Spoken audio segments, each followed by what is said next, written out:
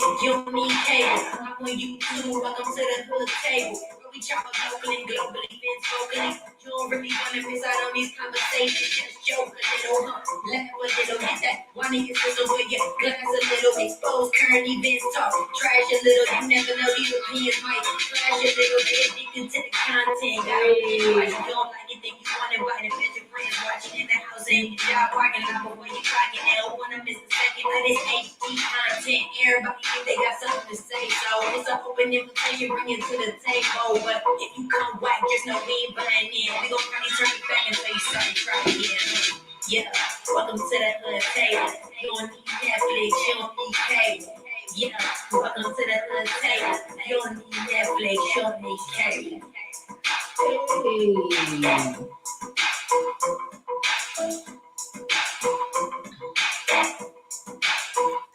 Hey, what's up, y'all? What's going on? My hoodies, what's up? Happy Friday.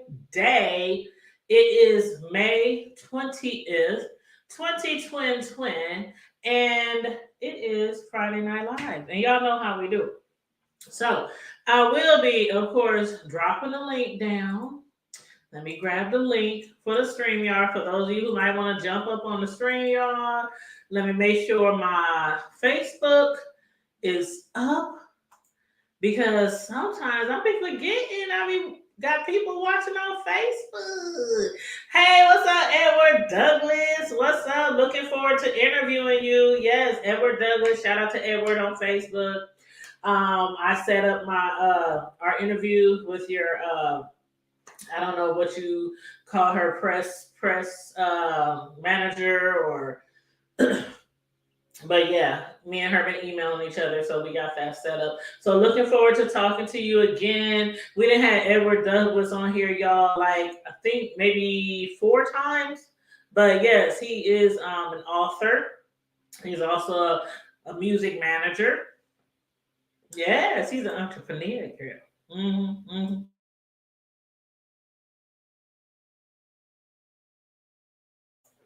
Mm-hmm. But yeah, he be doing big things. And his book, we had him on here several times discussing his book. And he's about to start a tour. And I believe the tour starts on June 23rd. I think it's June 23rd, right, Edward? June 23rd. That's when the tour starts. And we're going to have an interview with him on the 23rd. And I was just waiting to hear back. Maybe I got the email back, the last response, but just waiting to see what time is more convenient. Matter of fact, let me check my email real quick, see if I did get a response while I'm up here talking. Okay, 7 p.m., y'all. 7 p.m. Okay. So I got that email message at 3 something this afternoon. I'm just now checking it. So yes, June 23rd, 7 p.m. And of course, I am going to post that on Facebook and post that on our The Hood Table page, and also, of course, on our YouTube community wall, so that you guys won't miss that book. But yes, now for some of you who don't know the story behind his book, Edward Douglas, the book is basically about a child who was, things you ain't supposed to do to children. Those things was done by the hands of his own mother and his mother's brother, which was his uncle. And it's basically about a story about a little boy who was robbed from his childhood. So it's a great book. Matter of fact, I'm gonna drop the link because some of y'all was here when we did the first 2 interviews. Then y'all was here for the book release party. And for those of y'all who might not have a chance to get the book, I'm about to drop the Amazon link. Let's see. Drop the Amazon link so you can purchase his book. Because I strongly suggest, especially if you're someone who might have been through some things like that, or might know of someone who's been through some things like that, this book might be good for you, because it's not just a book about a child being robbed of his childhood. It's also a lot of messages in the book, because he is also, is it a minister, Edward? I don't want to get it to wrong, evangelist or minister. Um, so he teaches, he gives a little word, from the good book in there. It's a motivational. It's not just a book about a child being robbed of his childhood. So it's much more than that. So I do strongly suggest that you guys check that book out. So I'm just trying to grab the link right now. Let me see. Let me see. Let me see. The Untold Secret. The Untold Secret. Okay, here we go. The Untold Secret by Edward Douglas. Actually,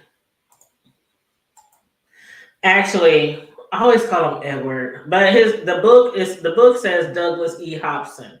The Untold Secret by Douglas E. Hobson. But I'm dropping that link right now. Okay. There we go. There we go.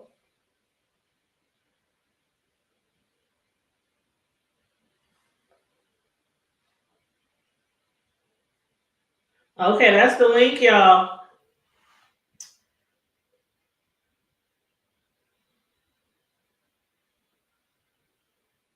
That is the link. That link, matter of fact, I'm gonna drop it on Facebook too. Because I just dropped it on hold on 1 second. Okay, let's see. Okay, I just dropped the link on Facebook as well.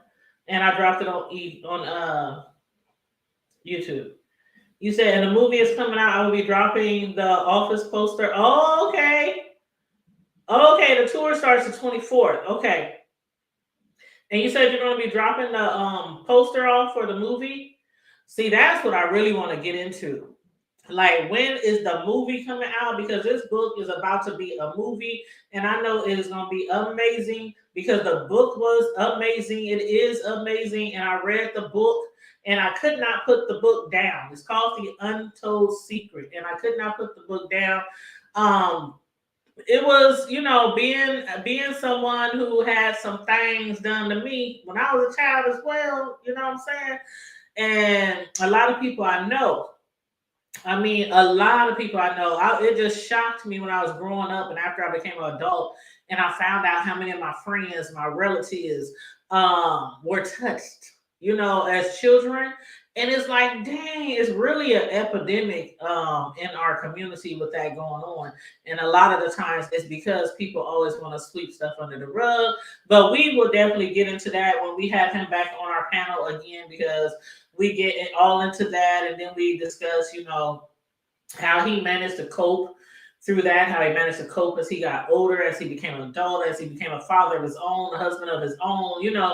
That's a lot to deal with when you're a child. It's a lot to deal with. So yeah, and that's him in the chat right now. The Untold Secret Ministries. Yes, that's him right there. So yes, I can't wait to have you back on here so that we could do an interview with you. So that'll be June 23rd, 7 p.m. I think that's what is in my email. June 23rd, 7 p.m. But if you want it on the 24th, just let me know, because I think your tour starts that day. So let me look at my calendar. Oh my God, this year is just, this year is just going by so fast. It don't make no sense. Oh yeah, that's right after Father's Day. That's right after Juneteenth holiday. Oh yeah, that's gonna be a popping week. That's gonna be a popping weekend. Okay, let me get back over here. Yes, I'm excited too. I'm telling you, when the movie come out, I want to be there. I want to be on the red carpet. I'm gonna have the Hood Table press badge on. So make sure you get me my press pass tickets. Oh, I remember when you was about to have when the tour was about to start, before, when CB19 hit, and me and Karma Diva, we was ready for the red carpet. We was ready to interview all the different groups and stuff. That was for your tour for your musical group, for all your artists and stuff like that. And I was so ready to be on that red carpet with my little press pass and everything. So yeah, we definitely gonna make sure we get that taken care of because I don't care where the movie release is gonna be at, the big one, or the first one, I should say. But me and Karma Diva, you already know we already want to be there, right? Okay, okay. So yeah. I'm like, I know him. I know him. That's my homie. That's the homie. You said I will actually be in the first city when we do our interview. Oh, cool, cool. So you'll be already traveling and on tour. You'll be in the city, but the tour actually starts the 25th. Okay, so you just getting there like a few days early. Okay. That's what's up. That's what's up. But yes, I am looking forward to that. So I know Karma Diva is too because we absolutely love having you on our platform. You be giving out some good knowledge, some good advice and words of wisdom and everything for people who had something traumatic happen to them. As a youth, as a child. So I'm I'm telling y'all, when I read his book, I know I've been through some things growing up, but when I read his book, I was just like, I probably would have went crazy. I, I literally probably would have went crazy. Like sometimes I'd be saying stuff like, "Dang, I know people that went through similar stuff than me."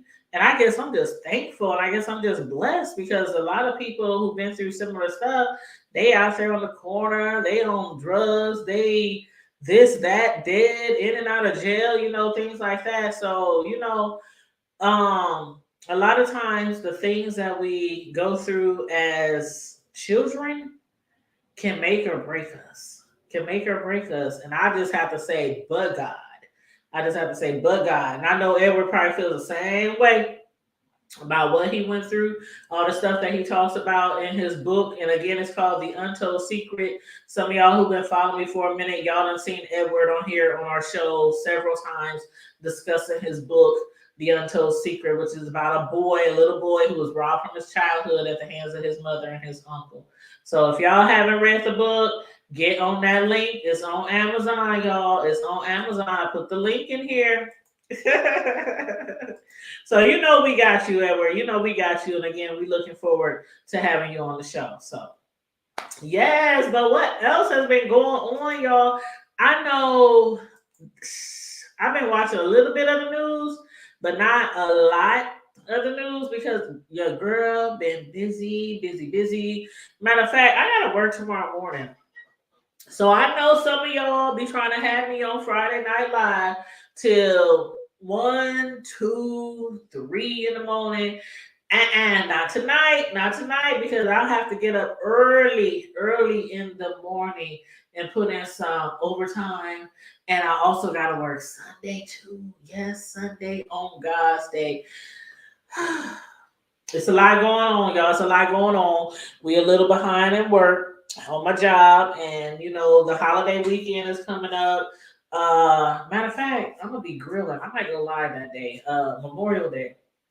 I know a lot of people look forward to Memorial Day, even though people probably, throughout the year visit like where their loved ones is where they were last laid, to rest. I don't like to say where their loved ones is because we all know that our loved ones, once they pass on, their spirit gets released, So, but where they lay their loved one to rest, and they do that on Memorial Day. Drop off some flowers, teddy bears, cards, clean up around the headstone, things like that. Just spend a little time out there. So I know that'll be going on Memorial Day on that Monday. What day is that? The 31st, right? Or is it the 20? Wait a minute. The 30th. The 30th. Yeah, the 30th. But I'm gonna just be around the house. I'm gonna be kicking it. I'm gonna have me a little bit going on the grill. Probably some ribs and things. Probably some. I don't know. I haven't had no. What do you call them things? Hindquarters, leg quarters. What they call? What's up, Cislo? What's How you doing? Hey, Vibrant. Hold huh? on. I'm gonna have a special gift for those on the interview. Oh shoot! Did you see what Edward said in the chat? He said he What? gonna have a special gift for those on the interview. He gonna have a gift for y'all. Okay. He gonna have a gift for y'all. And Edward, he gave out some gifts last time too. I just love him. He's so cool. So yeah, if y'all better come through for that interview. Get y'all some free stuff. Get y'all some gifts. Oh, I hear some feedback, so slow. I hear some feedback, babe. From me? Mm-hmm.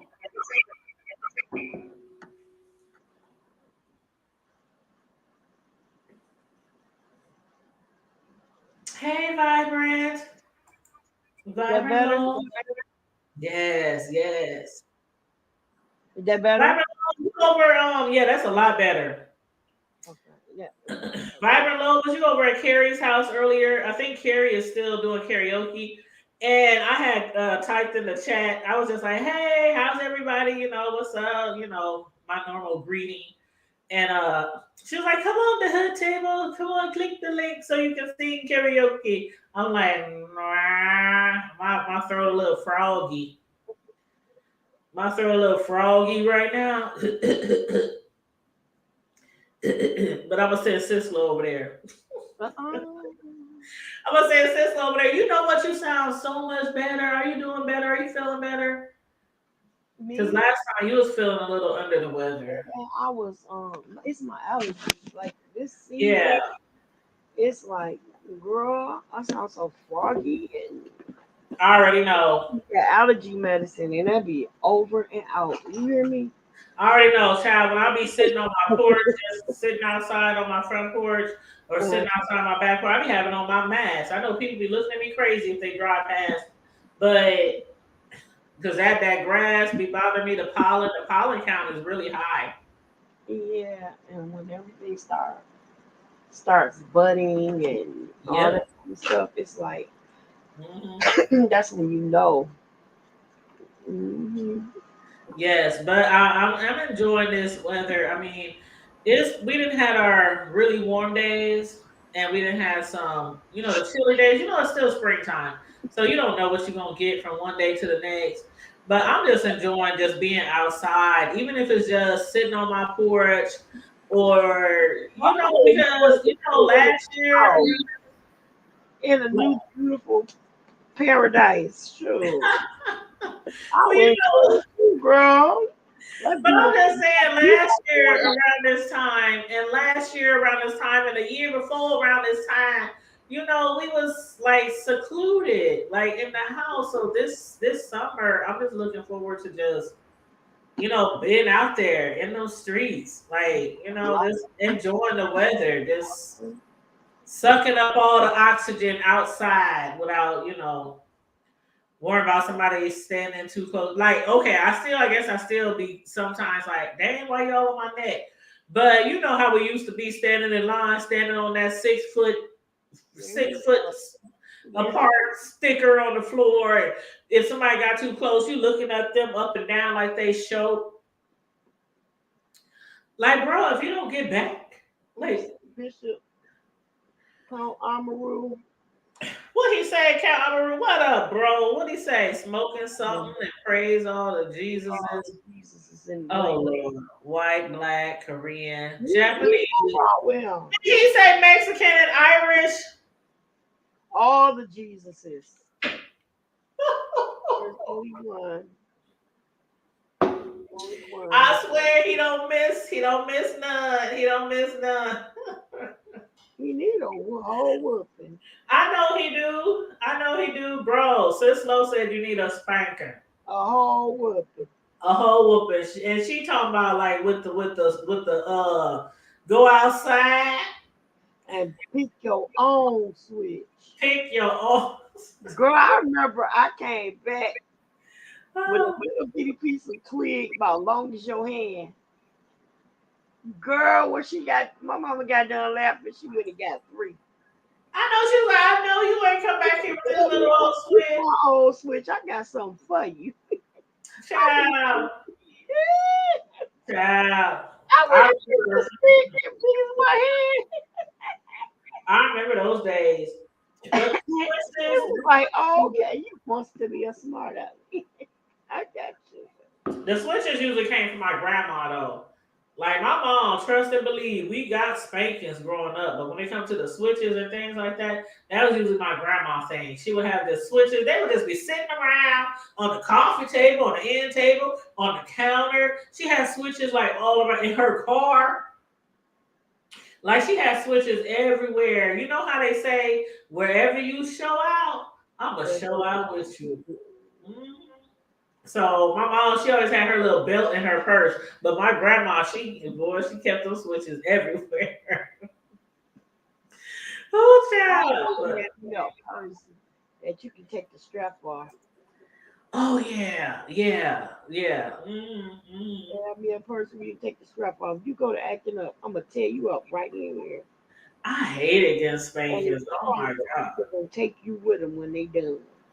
But you know what? I can honestly say, honestly, and mom, I know you up in heaven, probably watching me, but I can honestly say, most of the time I got whoopings, I didn't deserve them.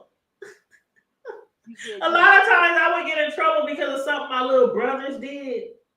You know what I'm saying? mm-hmm.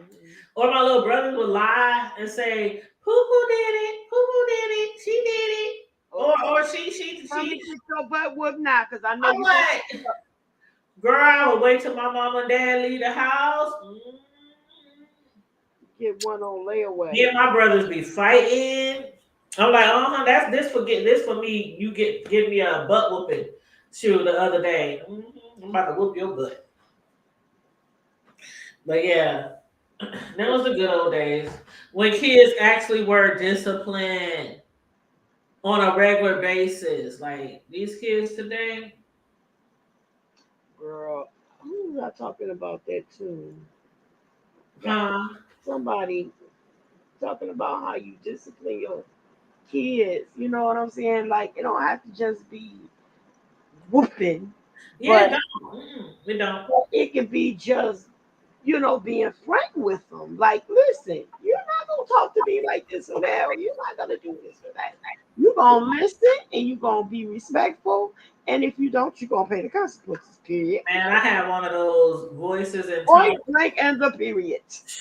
because when you from the streets and you raising kids and they get bowed or get not bowed, but like they raising up on you, not like that. But you know what I'm saying? Like showing out at school, just showing out, being disobedient. And it's like my hood mentality, like I didn't handle that shit well in the streets.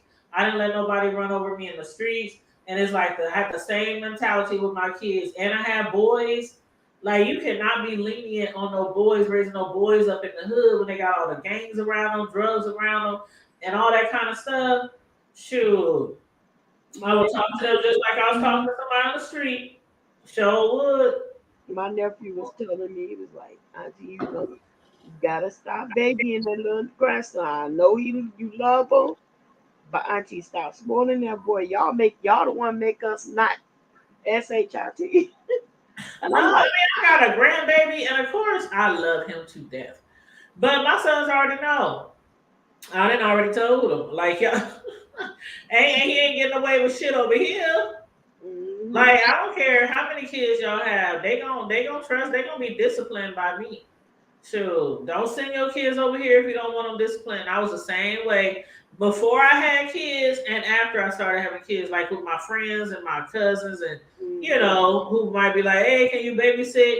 I'm gonna tell you right now, if your child acting a fool, I'm gonna You act a spank fool. the tail, don't bring them back. And if I can't whip the tail, grandma can't spank them or keep them disciplined, have them respect me.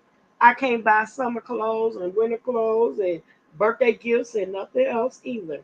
But you know what? The crazy part was, as strict as I was with my kids, I was always fair. I was fun. I was understanding. You know what I'm saying? I tried to be not like my parents. You know how it is. Like every generation is different, and the generations of the past, it was like you could get away with nothing. Like you was getting disciplined for all kind of shit. You know, growing up, they use stitch cords, they use And shoot all kind of stuff. time Pillars, out, girl. fly spotters. I mean, they beat you with whatever they got their hands on, and It you wasn't no time out. You hear me? wasn't no time off. It wasn't Time no. out was You what got you. whooped by the neighbors. I mean, everybody in the family. Yeah. I mean, you know, Time they out was the time you took picking your teeth up off the ground after right, they knocked them out for you getting smart. That's what right. time was. So I still was trying. I still made sure I was strict enough for them to not just act a fool, end up in jail, end up in the gangs. You know, I kept my foot on their neck, but I also was again lenient, a little lenient here and there, understanding. So it was crazy how people's kids always wanted to come over, and they know I'm like, if you clown, ain't no running in my house, ain't no jumping in my house, ain't no. I mean, like all the shit. I would go to people's house and they kids slide down the banisters, jumping on their couch. I mean, just all kind of crazy shit. And I'm looking like they get to my house, it's they automatically like a whole different kid. Like my friends be like, why they always act like they got sense at your house? Because they know. They already know. I ain't even got to touch. I ain't never put my hands on nobody's kids. They just knew that I would. They knew that Tanya would. Children and stuff like I consider them mine. Them, you know, they make other people's kids they mine. Right. So they came out of me because of me. But you know, other people know. Oh, baby. But I'm sorry. but I will pack you up and send you home in a New York Mini. Girl, do you see what Betty White just said? Hold up, your phone ringing. Push me. Betty, are you serious, Betty? Where did you hear that, Betty? Where? On whose YouTube channel so I can go over there on my phone? Trees, what? Trees had the warrant for her arrest. Is she fighting down at the funeral? Is she fighting again down at the funeral? Tracy, I hope you ain't got no warrant for your arrest and they knocking on your door over there. Oh, Paul there? Oh, hold on. Let me go over there. Hold up, Betty. Dang, where my headphones? Ooh, they in my other room. Hold on. Oh my goodness, what? Hold it. See, I don't really watch him unless somebody be like, guess what? He done posted or something like that. And hold on, let me see. Hold on. Let me see. Video. Outstanding arrest warrant. Fugitive. What? Come on now, Betty. Oh, I wish you click links, Betty, because I sure would love you to jump up here on the link because that video an hour long. I can't listen to it right now while I'm live. But oh my god, what? And I ain't trying to get no oh shoot. I can't believe this. What's up, Mario? Tracy has a warrant for her arrest? What's the warrant for, Betty? Hold on, let me turn it up a little bit. I don't want him trying because I know he do not like people playing his content. On his channel. You gonna catch the teeth? Oh, you know Tracy probably gonna be live if she ain't live right now. If this is really true. Oh my god. I need to go get my headphones.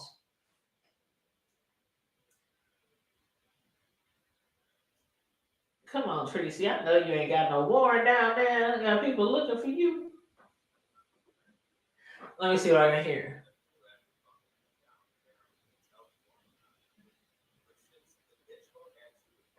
Hold on.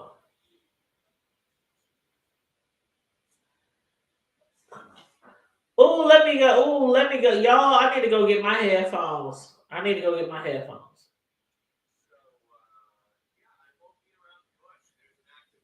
Okay, he said he's not beating around the bush. There's an active warrant for Tracy. She's a fugitive. The San Antonio police and the sheriff knocked on the door within an hour of each other and tried to get her to open the door. while she was moderating for Vic Damone. What? And she won't answer the door? Now, so is he the one who called on her? Did he press charges on Tracy?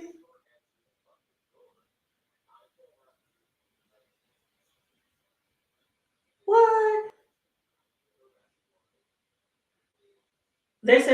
He said she has a very active arrest warrant. The San Antonio police and the Bexar County Sheriff knocked on her door while she was moderating for Vic Damone. Monteria, jump on the link, Monteria. Somebody jump on the link. What? Hold on, I need to go get my headphones. Hold on, y'all. Let me run to my bedroom. I'm in my office. I gotta run to my bedroom and get my headphones. Miss Islo, you can talk if you want to. I'll be right back.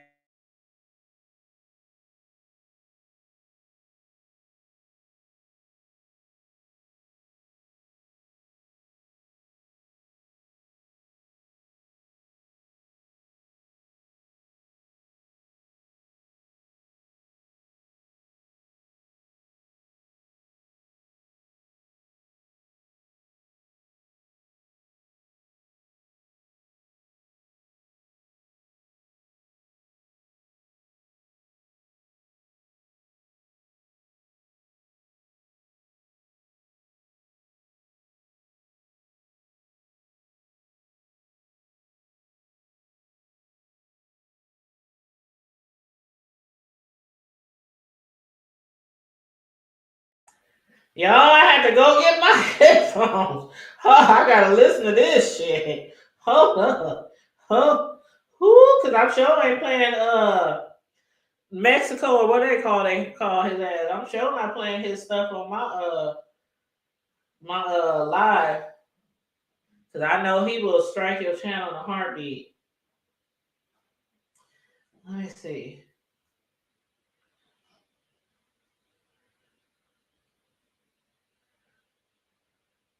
Okay, so he said she was moderating for Vic Damone. How you say his name? Vic Damone? You said, I'll give him one for you. Don't get him a click and a view. I'll give him one for you. The pound will come and pick her up. You said the what? Monteria? Oh, y'all wrong. Woo. But why is she wanted? But why? What's the warrant for? So did he call? Did New Mexico call and report her, or file a complaint, or press charges, or? You say you'll be back? Okay, Monteria. What's up, bro? What the hell going on? Child, a YouTuber done called a law on another YouTuber, and the I know. I just seen Deanna. Deanna had it on her thing. Actually, I think she was. Oh my God, Deanna talking about it. Well, I know. Well, I had seen her notification before yours had popped up, but she was live. But somebody had posted something about Tracy got a live active warrant or some shit. Oh yeah, if Bexar County showing up with SAPD, oh, you going to jail. Period. You going straight to Bexar County, down off of East Commerce. I'm trying to told you what I know. I am. Matter of fact, hold up. Where my ID? Hold on. I'm about to give you the direct address. Hold up. What is the warrant for? It don't matter. When Bexar County Sheriff or Bexar County, Texas, aka San Antonio, get on your ass with the San Antonio Police Department, oh, they got something. You going to Bexar County. You don't want to go to Bexar County. You don't want to go to Bexar County, but you going. Yeah, you don't want to warrants. I'm about to hold up. I'm about to tell you the address. Hold up. Yeah, bro. 1300 West Martin, which is literally. He said. No, that's across the street from the homeless shelter. Bexar County is off of, I think it's East Commerce. Ain't that East Commerce Street? Mm-hmm. Yeah, that's over. Yeah, it's right. Literally, I'm talking about the sheriff. Here's the funny part about it. The homeless shelter across the street, Haven for Hope. Then you got the sheriff office right next You got a bailiff station with the sheriff office right next to it, across the street from the county. So you can go to the bailiff before you go turn yourself in at the sheriff right next door to the bailiff, and then they just walk your ass on across the street. They ain't gonna even send no van for you. They come literally just walk you out, or just take you in the back of the sheriff vehicle and drop your ass on all over there in the loading gate. Literally. Bro, where do you search for the warrants? Where do you search for the warrants, bro? Oh, down there in the town, I don't know. You might have to go to where it's been a long time. Search for warrant. I don't know. You might have to go to Bexar County. Yeah, you might have to go to Bexar County. Bexar County Sheriff Department. They might have it on their shit down there and say, yeah, San Antonio, because San Antonio will tell you everything. Yeah, Bexar County. Yeah, Bexar County. Yeah, you don't want no Bexar County warrant. That means them people got something on you. Oh, and I looked that shit up. I'm trying to didn't told you, man. Man, when you fucking with the Town City, they don't play. When it come down, it's one thing to have SAPD and that old crooked ass chief that they got on your neck, but when you got that damn Bexar County sheriff, yeah, you got some issues. Because they don't bother you just to be bothered. They got you out here like that, Tracy. They got you out here like that. Yeah, she's down in the town. She done did some shit and they done caught up on her ass. They don't play down there, man. Oh, yeah, girl, you going to Bexar County, you might well go ahead and get it ready. You might well go ahead and get ready. Make sure you got your little bond money if you can. What did you They do? overpack.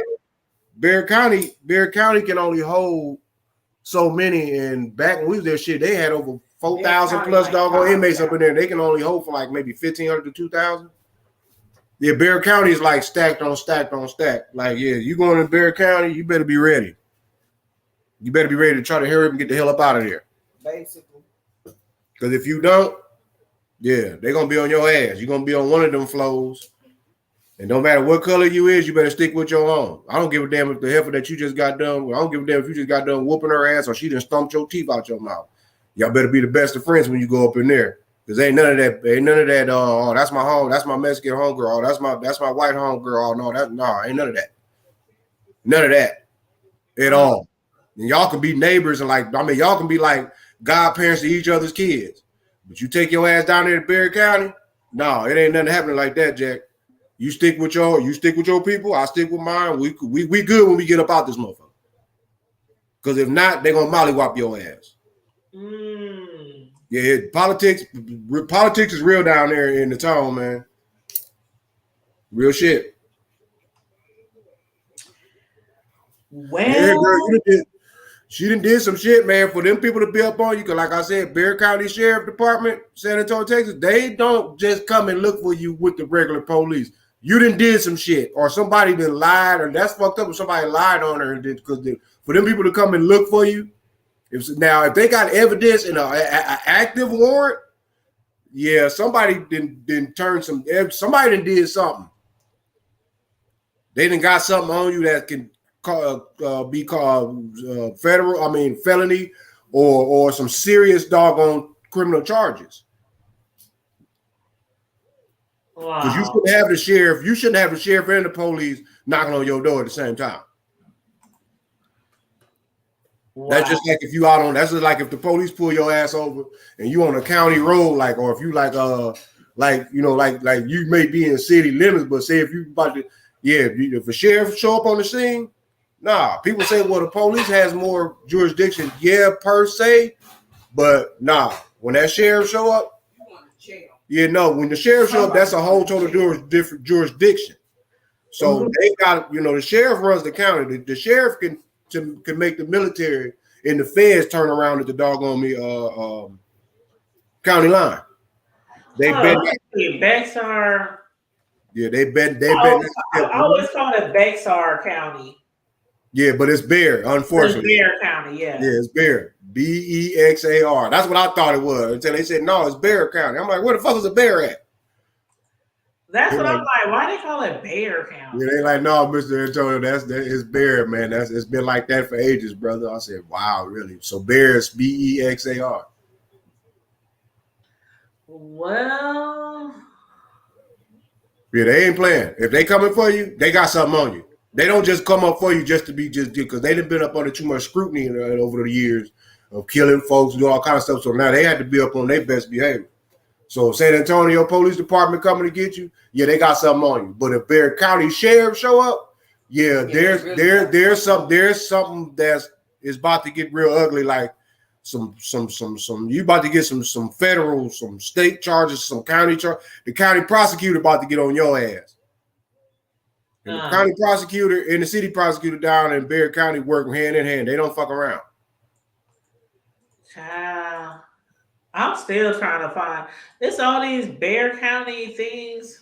Bexar County said it. Put Bexar County, Texas. Bexar County, Texas. Yeah, that's what I'm searching. But no, there is other Bexar counties around the country, but that is the original Bexar County.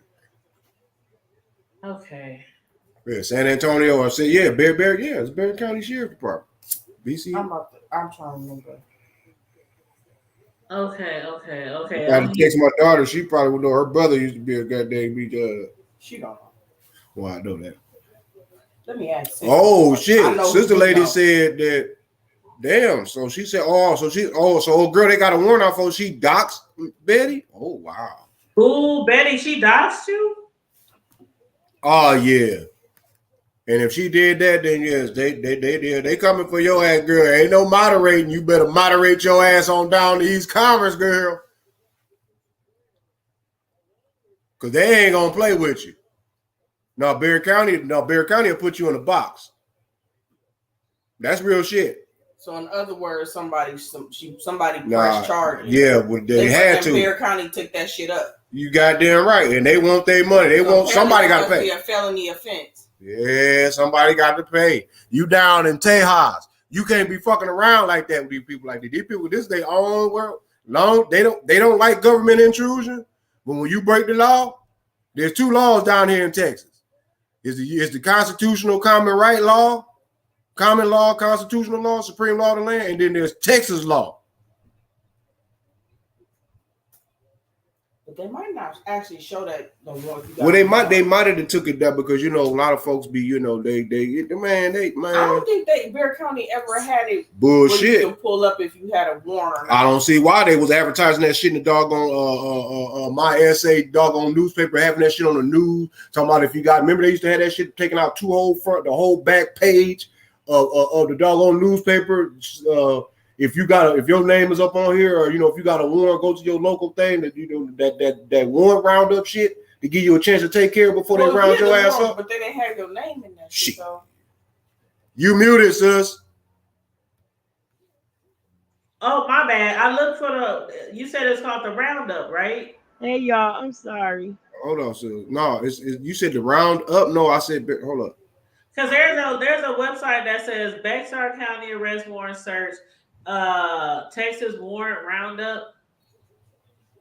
Oh yeah, that too. They be up on there too. Hold up, let me see. Let me get you right.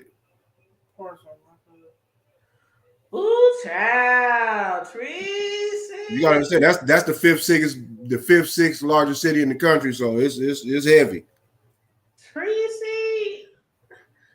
Tracy, you're not letting them bust you like that. Girl, she gonna learn today. Bexar County Sheriff's Office, jail activity reports, Bexar County Courthouse. Hold up. What? Yeah, BEXAR.org. Warrants, civil or criminal, Bexar County official website. Yeah, I was searching under there and it didn't pull up anything. So hold on. How can I check? Yeah, maybe you can check. Hold on, let me turn this ceiling fan off. This ceiling fan making. I always thought you had to call them motherfucker. Oh no, so I know what site you on. You talking about the Texas Roundup, Texas Warrant Roundup.org? Well, I searched under like 4 or 5 different sites. There's a few of them, but I'm looking because because to find out if you have one near, you got to contact the Central Records office downtown, and they close till Monday. So I'm just trying to find out if he pressed charges on her. Like why? There's this. I think they did start cutting that down. There's this white guy on YouTube that be doxing and calling on people, reporting people, and he did. Oh, the Texas. You talking about the TXDPS? They got an online search portal, but you got to know the name. Yeah, the name is in the chat. What's the name? Oh, never mind. What's the first name? Hold Hold up. on, hold on. Let me turn off this ceiling fan. It's making me. Yeah, we don't want you getting copywritten for that neither. That was my sound in the background. Because I got something. I need the name. Oh, okay. No. Hold up. Oh, that ceiling fan was making me cold. Girl, you better than me. I already got the sniffles from the pollen being outside today. Okay, she talking about the names in the chat. I ain't about to go through all these doggone comments, girl. Betty White, I did not know that she doxed you. Okay. Well, maybe. Okay, so did Miss Betty post that up about 9:46?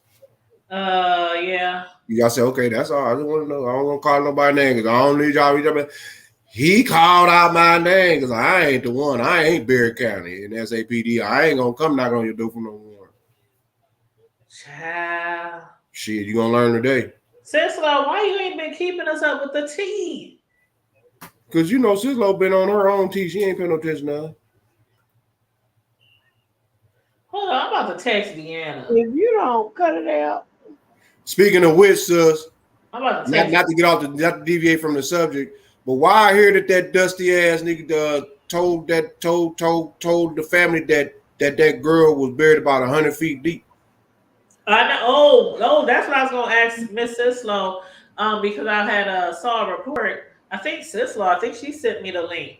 The police, they were starting a search in that landfill on May 31st. So we got about a week. Okay, but then they wait for May 30th. What's the so besides my wife's birthday? But they have to, one, they got to get a search party.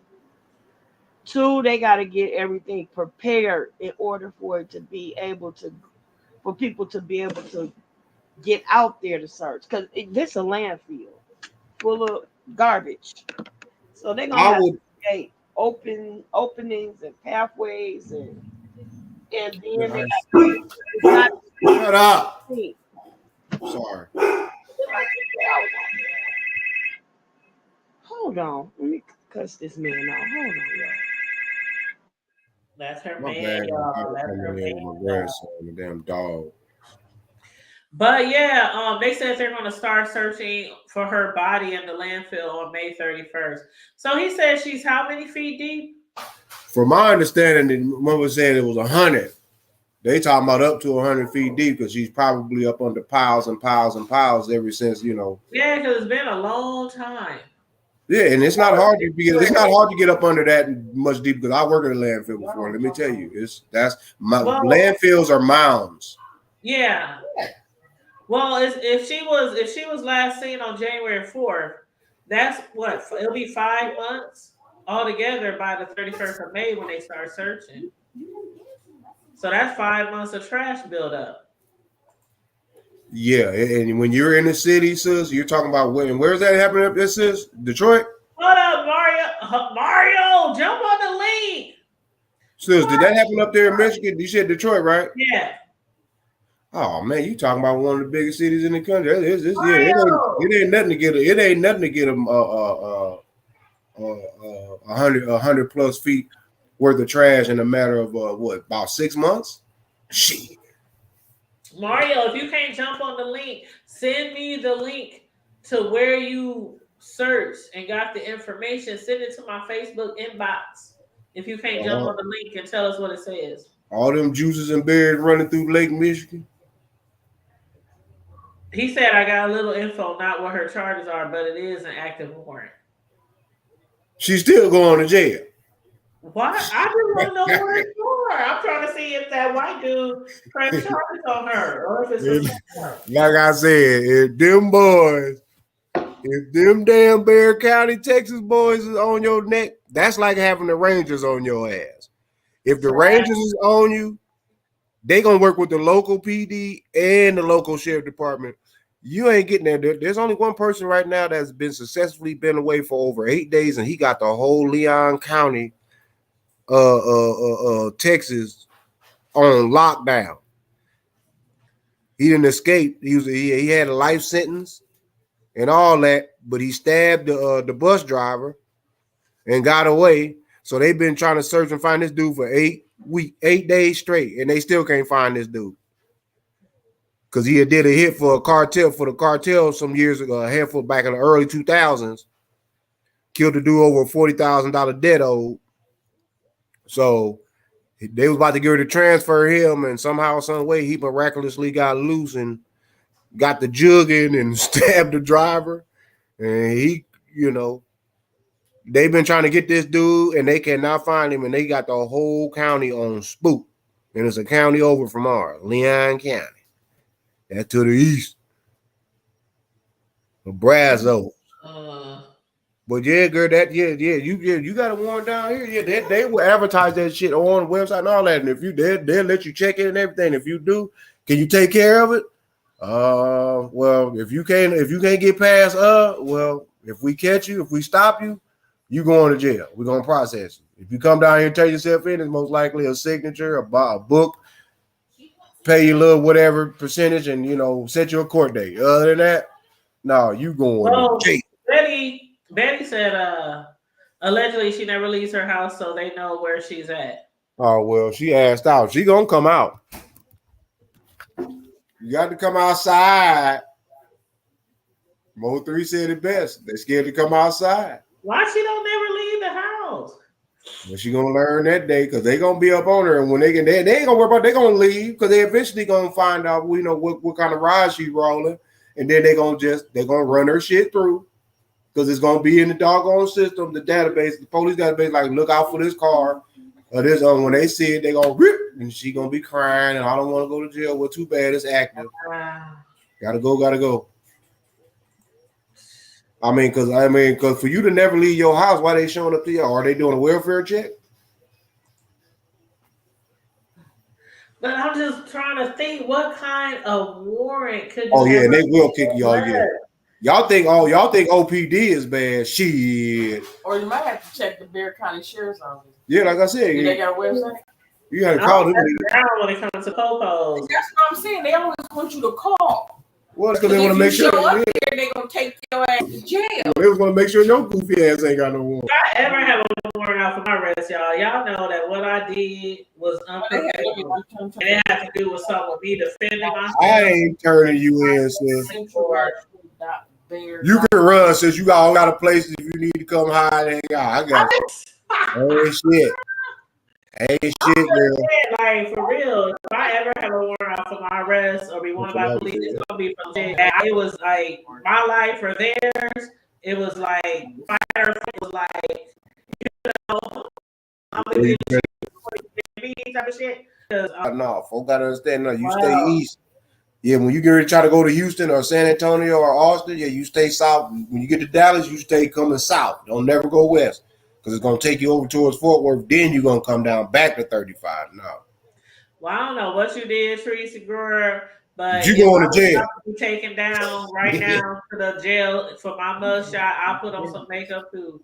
Right. If you got the time, put a good wig on, do your hair, throw on some makeup, and go,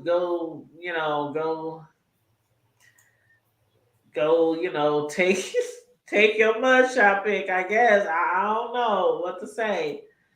I don't know what to say. I mean, I hope she didn't do anything too bad.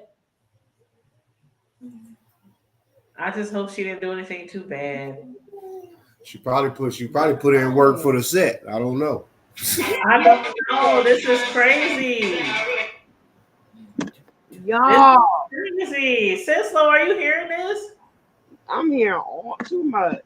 Like they said, Tracy has a whole warrant, an outstanding warrant for her arrest, and the police and the sheriff came and knocked on her door within an hour apart tonight while she was moderating for Vic Lamont.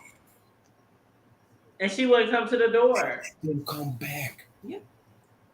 Oh, they're coming. So somebody said she probably putting on her makeup. Get ready for her mugshot. You know what? I'm not about to do that. Betty said it, not me. You know what? Well, if that's the case, she might well go ahead and, if she don't want to come out the house, she can sneak out there. I mean, they do have express, but, San Antonio bus systems runs from 4:30 in the morning till 1 o'clock at night. She can sneak up on them expresses. She can go out and take a walk down there on the She been to jail before. Trust me. Yeah, This she gonna can go be take. my She can go mugshot. take a. She can go down to the Right? river walk. Somebody up at a funeral. This gonna be my mugshot. I'll be smiling like this. Huh? Don't be looking all innocent like, Did you hear me, son? huh, what? Going up jail. Did she get arrested for? Did she beat somebody up at a funeral? Well, yeah, she saw somebody at a feud. At a feud. A feud. But I think that was a very long time ago. It was somewhere I heard What you the fight. I think it was her family. Was it her family member? Somebody in her I family? don't know, but I know it happened somewhere between the potato salad and the casket. Yeah, and she got arrested. This was a while ago. And somebody had found out and they had posted it. And child, It I was happened- glad everything I did. I was so young. I ain't got nothing on my shit now. I did all my took shit place before it really between mattered. the casket and the potato salad, somewhere up in there, right before, right after the benediction, right before the blessing of the food, right up You in know how there. they say, people sow their wild oats before they get older and more mature. Too, I basically Yes, all the stuff I did back in the day, I made sure I do baby. it. I got a full grown adult. Hi, Titi, baby. Hey, what's up, man? Say TT. Hi, Titi, baby. That is her middle name, Jean. No, that's not her middle name. And you just drew. Look at. Oh yeah, you gotta go back to your grandma. Jean. Hold up. Did Mario inbox me yet? Mario, where you at? You just give him. Yeah, he loves Oh my going. Lord. Yeah, that's my fat man. He'll be 8 months. It's true. I need you to hold on. Let me pull up Deanna's video. Let me play it. Yeah, you gotta kind of call him, sis. That's what that's about. Yeah, they want you to call. It used to be like that. It ain't like back home, you know. You can pull up the OPD mug shot. They tell all your business. Yeah, so don't go to jail in Omaha, Nebraska. They'll tell everything: your family history, your social security number. Don't go to Well, down here, no, at least they'll find out that you got arrested. But shit, down here, they ain't gonna give you no more than that. You got arrested, but not back home. Man, your shit gonna be in Sunday's paper. This gonna be in the Sunday's announcement at every last church in the city. Your address, your age, how much you weigh. He said he's doing his Carol Schrader with the homie downtown. You childish as hell, boy. Man, y'all know how old Carol Schrader is. Bro, did you see Deanna was talking about it on her video? That woman like 130 years old. Bro, Huh? you say Deanna was talking about it on her video? Well, I had seen somebody on there, one of her moderators, I think, had mentioned, they was like, girl, did you hear about Teresa? She got an active one or something. I was like, damn. And that's right before I came to yours, because I was like, oh, that means it's sister in me. If I see Deanna on here, we'll talk about it. And I already know, because Deanna don't normally come too much live when we're on live. Yeah. That was the first time I ever seen her live. That's because she's out. I think she's out traveling or doing something right now. Wow, okay. But okay, she said she don't really know. She just texted back. She said she don't really know the details. Child, somebody need to tell me the details because I ain't got time to be trying to listen. Yeah, girl, we ain't got no time to worry about it. Somebody gonna come up with it. With Mario, and he gave us the tea. All that. Bro, let me show you this video, bro. This something just happened in town a little while ago, and ooh, whew. I just want you to let me know what you think about this video, okay? Yeah, 'cause I've been sober for about 2 weeks, so that's a good thing. I'm on the You mission. been sober? All right, Yeah, I think it said she was 51. bro. I'm smoking my weed. You doing your Carol Schrader with the homie downtown? Well, Mario, you need to do your Carol Schrader with the hood people. Shoot, ain't not a homie too? Ain't not a homie too? Mario, dang. Ain't no for well, shit. You gotta be like, oh, There's a fly. There's a bad Mario. we don't I do got fat flies. man. We don't do flies around here. I always love the name Mario. I've always loved that name. Maybe that's because I like that one Mario dude. Don't he say, "Oh baby, you"? You know what I mean. But you say he's just a friend. But you say he's just a friend. Oh, I'm talking about the remake. The remix. The braid my hair boy. Yeah, Mario, he did a Mama used to call him Mario. yeah. God rest. Mario Winans, right? Mario. Nah, Mary. Oh, you talking about? I'm talking That's about Mario. Childish as hell. He had a song and he used that Just a Friend from the rapper back in the day. He used that in his song. You talking about Marvin's son or Vicky's Yeah, son? Mario Winans, yeah. I was talking about the other Mario. With his holler there. Oh, you talking about? I know who you talking about. You talking about Braid Mario. my hair. Braid my hair, Mario. Yeah. That's who you talking about. You should let me love. Now look at this shit. I'm looking on. I'm trying to look up Mario Winans, right? The one who I'm talking about, the Winans, you know. And it says on Wikipedia, it says he was born August 29, 1974. So a shout out to the Sammy baby. And it says he's 6 feet 1 inches, same as R. Kelly. Now why That's childish. That is childish as hell. Bro, I swear to God, look on Wikipedia. Look up Mario Winans on Wikipedia. It says height 6 feet 1 inches, same as R. Kelly. That's childish. Oh, trouble in the land. Why did y'all open up the gate? What's up? Why did y'all open up? Who the hell left the gate open? Curtis in the What I do? I said, who in the hell left the gate open? You know she come through and kick that damn gate in. You know I come busting through. Ain't nobody got to leave shit open for me. I come kicking that bitch in. You know. Well, y'all remember how it used to be? I think it was at Arsenio. Who in the hell left the gate open? Who left the gate open? Woo, woo, woo, woo. No, I remember the gospel song, Who Left the Gate Open. That was a gospel song called Who Left the Gate Open. That was a sermon. Wasn't that Clay Evans? I'm about to say I like it. Reverend Clay Evans? I don't know. It was an old man on there. I come through. I hope they don't slam I think that was Reverend Clay. He was on them recordings for on them records on BET late at night. Oh shoot. Leave the gate open for me, Lord. Yeah. Oh, he was on there with Pastor Kearney? No, he wasn't. No. But no. You know what that was about though? What that? Who the hell left the gate open? It was talking about a dog, a little chihuahua. Every time the chihuahua would right, who the hell left the gate open? Every time the chihuahua would walk past the people's house, he'll start barking and acting a fool, showing off for the dog, the big dog. And so he'd be all up on the fence like he gonna charge up like and get at him. So every day he would do this and he would taunt the big dog, but the big dog couldn't get to him. So finally one day the owner went by and walked around. He went at him again with the fence, and the little dog kept right.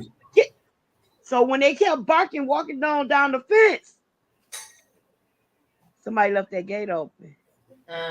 Right. Okay. There we go. I now remember. Got his paws on that small dog and tore his tail up. Reading my mind. And then the small dog say, "Who the hell left the gate open? Who left the gate open?" Okay, let me show y'all this story, y'all, because this story touched my heart. I read this shit. Carmel Diva probably seen the story herself, but I'm gonna let me mute myself because I just want y'all to tell me what y'all think about this story, okay? All right, I know bro about to have a fit. Hold on. Yeah.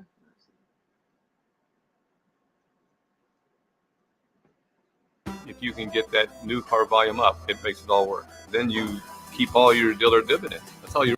6 News starts with breaking news. Please, you need to pick me up if you're here. Cheers of horror from an Omaha public school student. This boy abandoned at the wrong school bus stop, and mom says the driver took off, leaving him behind. 6 News is on your side investigating what went wrong, and thankfully that child is safe tonight and his tears have dried. We've just learned that temporary bus driver is no longer in charge of transporting students for Omaha Public Schools. John Chapman explains why the boy knew he had a safe place to return to for help. It's an exclusive story you'll only see on 6. 7-year-old Quincy knows his school buddy lives here. He talks to the video doorbell to get help. That's his mom. My bus driver just left me out here. He had to make me walk home. And I don't want my mom to worry about me. Please, you need to pick me up if you're here.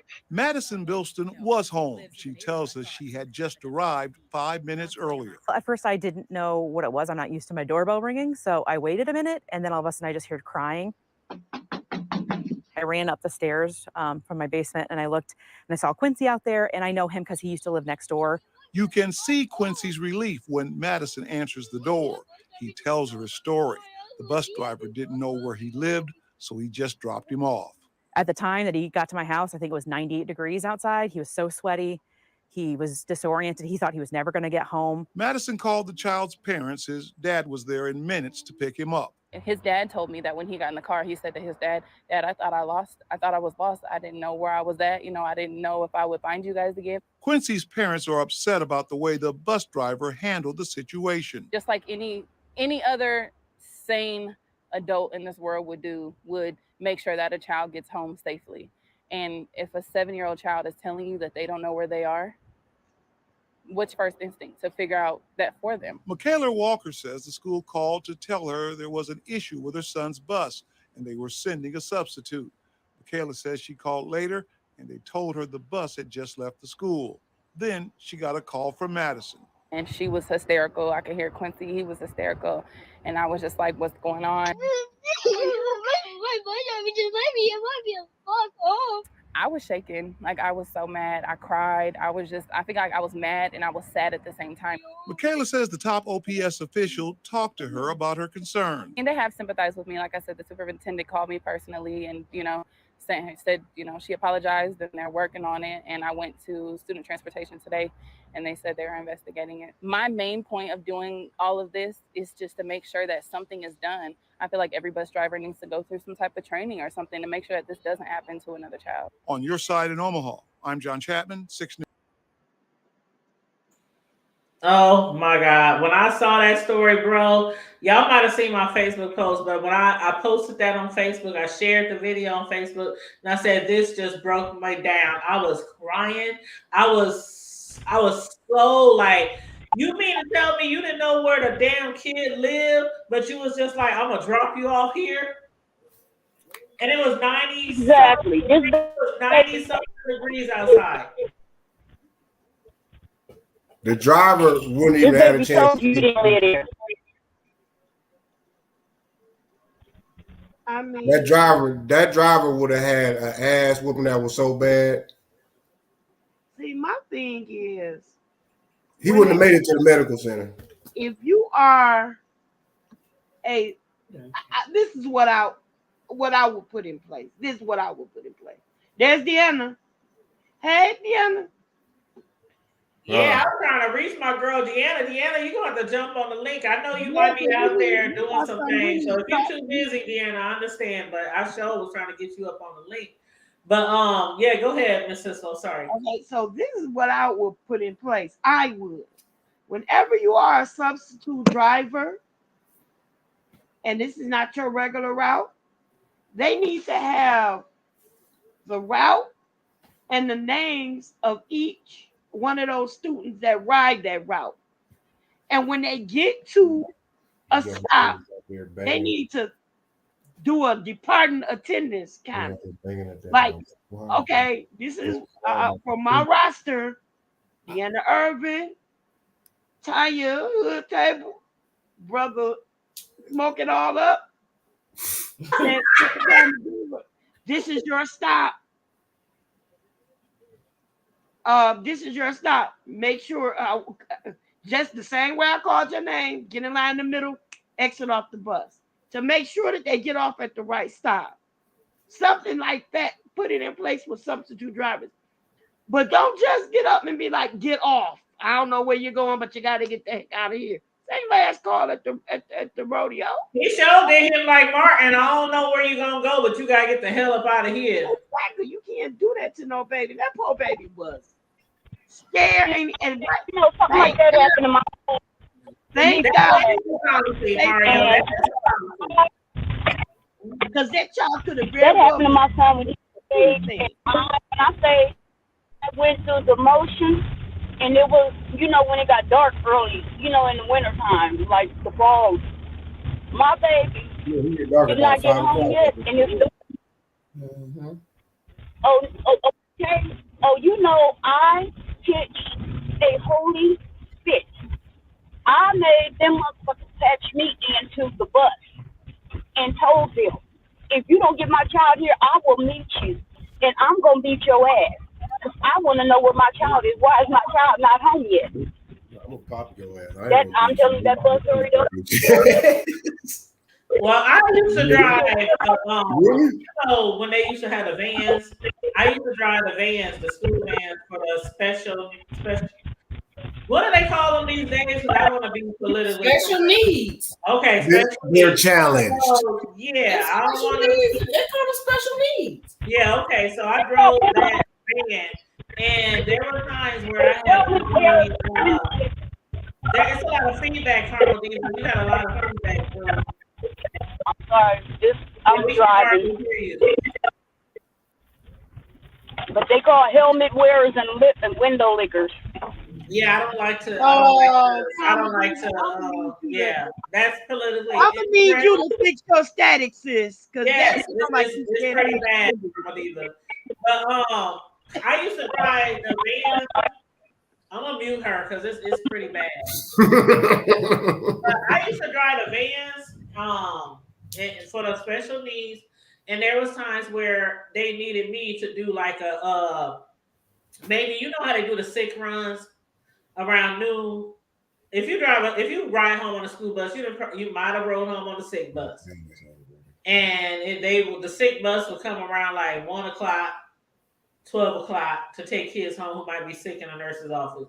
But yeah, there were times where I had to take kids home that I wasn't familiar with. I wasn't familiar with their route, their neighborhood, and shit like that. I would have never, when I was driving for the school district, I would have never dropped a kid off and didn't know where he lived. And then he tell me also he don't know where he lived. When you still driving off, your ass is you gonna go home bruised up that day.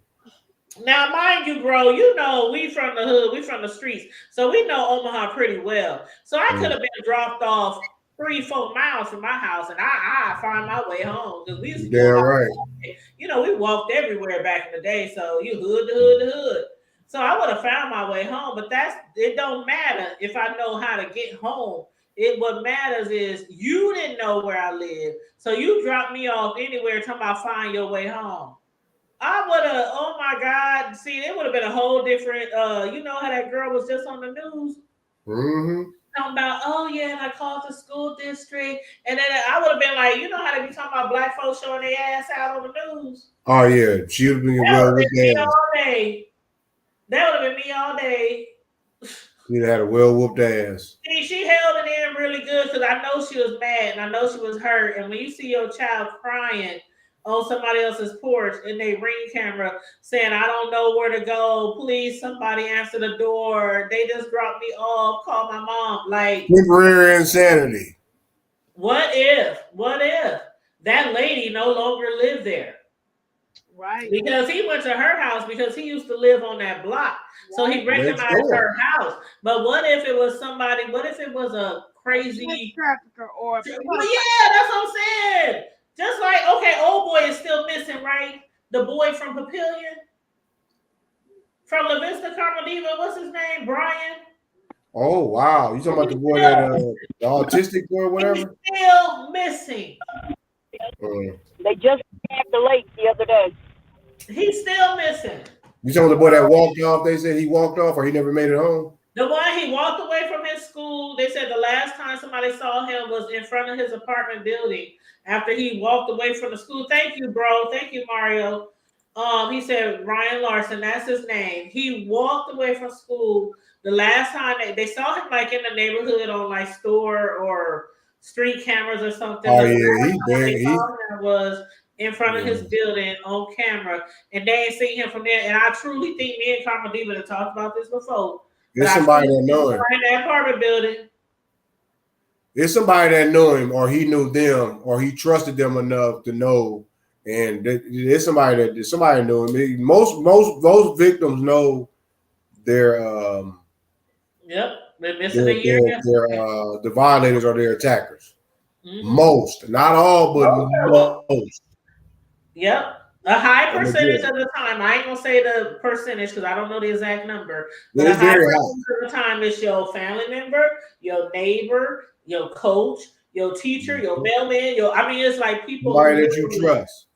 That you trust. Mm-hmm. That's why I got trust. And I'm so glad that the person house he went to was a good person. Yeah, that's why I can't shoot every damn thing. So it's like, damn, I can't trust you. Kids come up missing every damn day. Yeah, that's bullshit, man. Leave the babies and the elderly people's like, what the fuck is y'all? You know what? I'm gonna say this out here to TV land to you bitch ass niggas, man. Y'all need to leave these kids and these elders alone. See, they already got I'm gonna tell you what OG taught me. Leave the real shit to those of us that's good at it. All you perpetrating motherfuckers that's out here with that old monkey shit and trying to do, leave it to those that's good at this shit. If we know how to make your ass disappear, leave it to those that's good at it. Don't get on motherfucking social media with that bullshit and yeah, man, I was down there over there at the lake the other day, riding in the homie's car, you know the one car with, license plate number says this and this and that. Yeah, man, his mama raised me and her phone number is still the same thing. But yeah, we went over there, we went and shot them niggas up the other day. Who does shit like that? Oh, yeah, that one kid that was missing? Yeah, man, my cousin said he knew the dude that said he saw the dude because the dude had did like 10, 15 years for the dude was a known child molester, but ain't nobody seen him since that little boy came up missing. But, I don't know. That type of shit.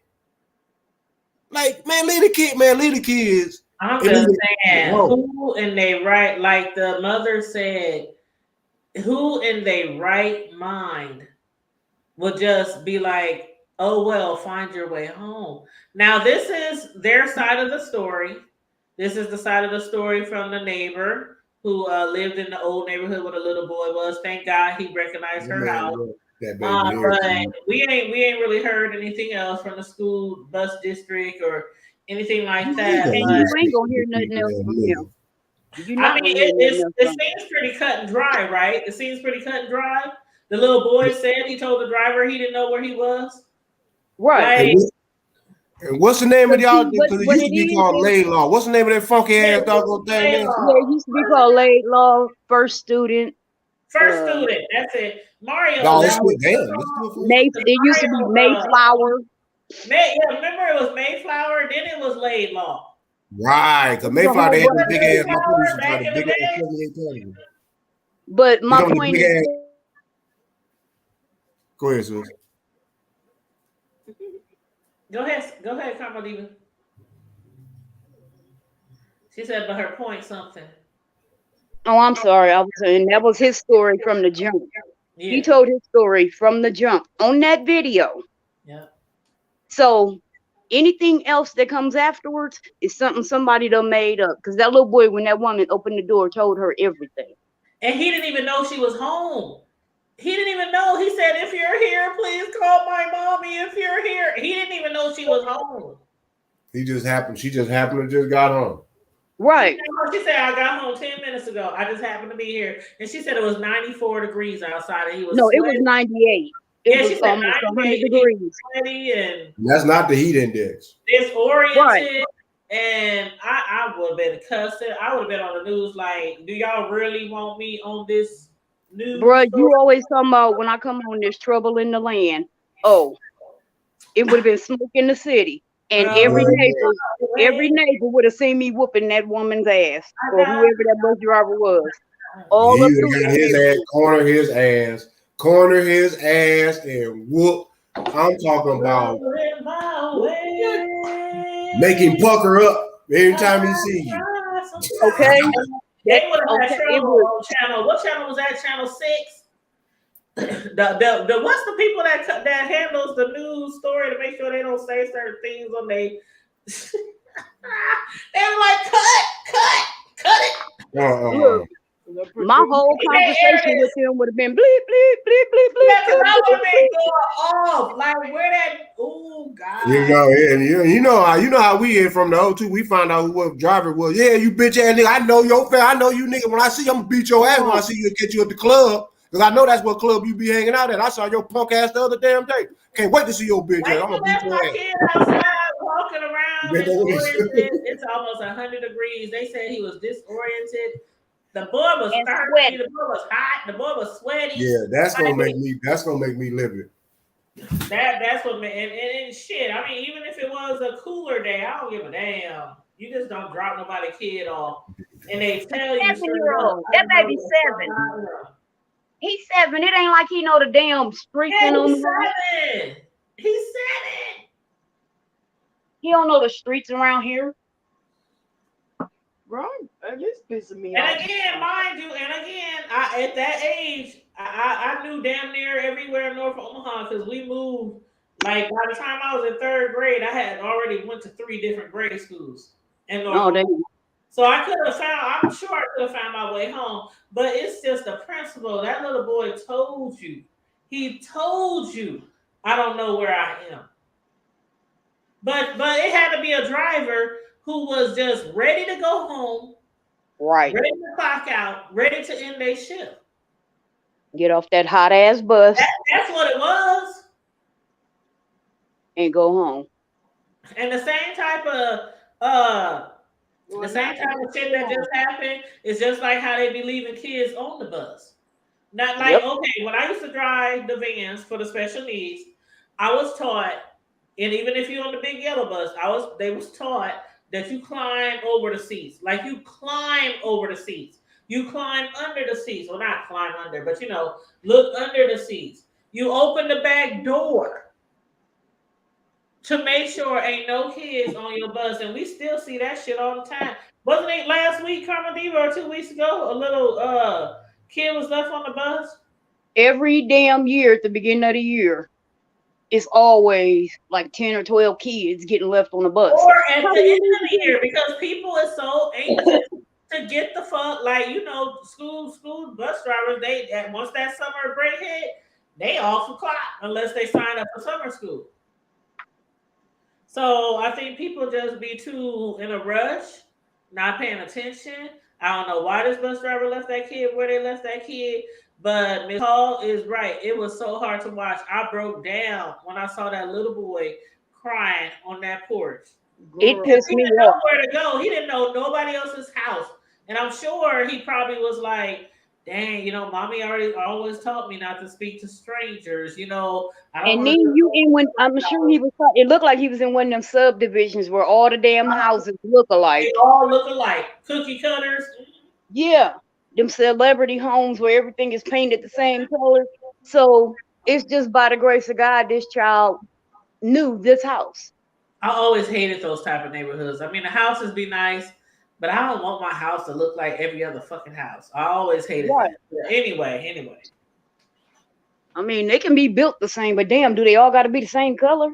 Girl, They they all be like, monochromatic. girl, don't let me get on that because I be like, I'd be the house with a look orange. My house would be orange with purple trim, just to piss people But off. the thing is with those communities, you gotta make sure if you paint, if you put up a fence, if you see them HOAs. I don't do HOAs. I want to be able to do whatever the hell I want to do with my house. Right. On the inside and on the outside. But yeah, I'm just glad he recognized his old neighbor because he used to live in that neighborhood. So he recognized her house, but he didn't know how to get from his old neighborhood to his new neighborhood. Right. That, Now that's that I kind of fault the parents on that too. On that one. I mean, it wasn't their fault their child got dropped off. That was not. But we should, as parents, always ensure our children know their way home. So if that's where you used to live, let me show you how you get to where you live at now.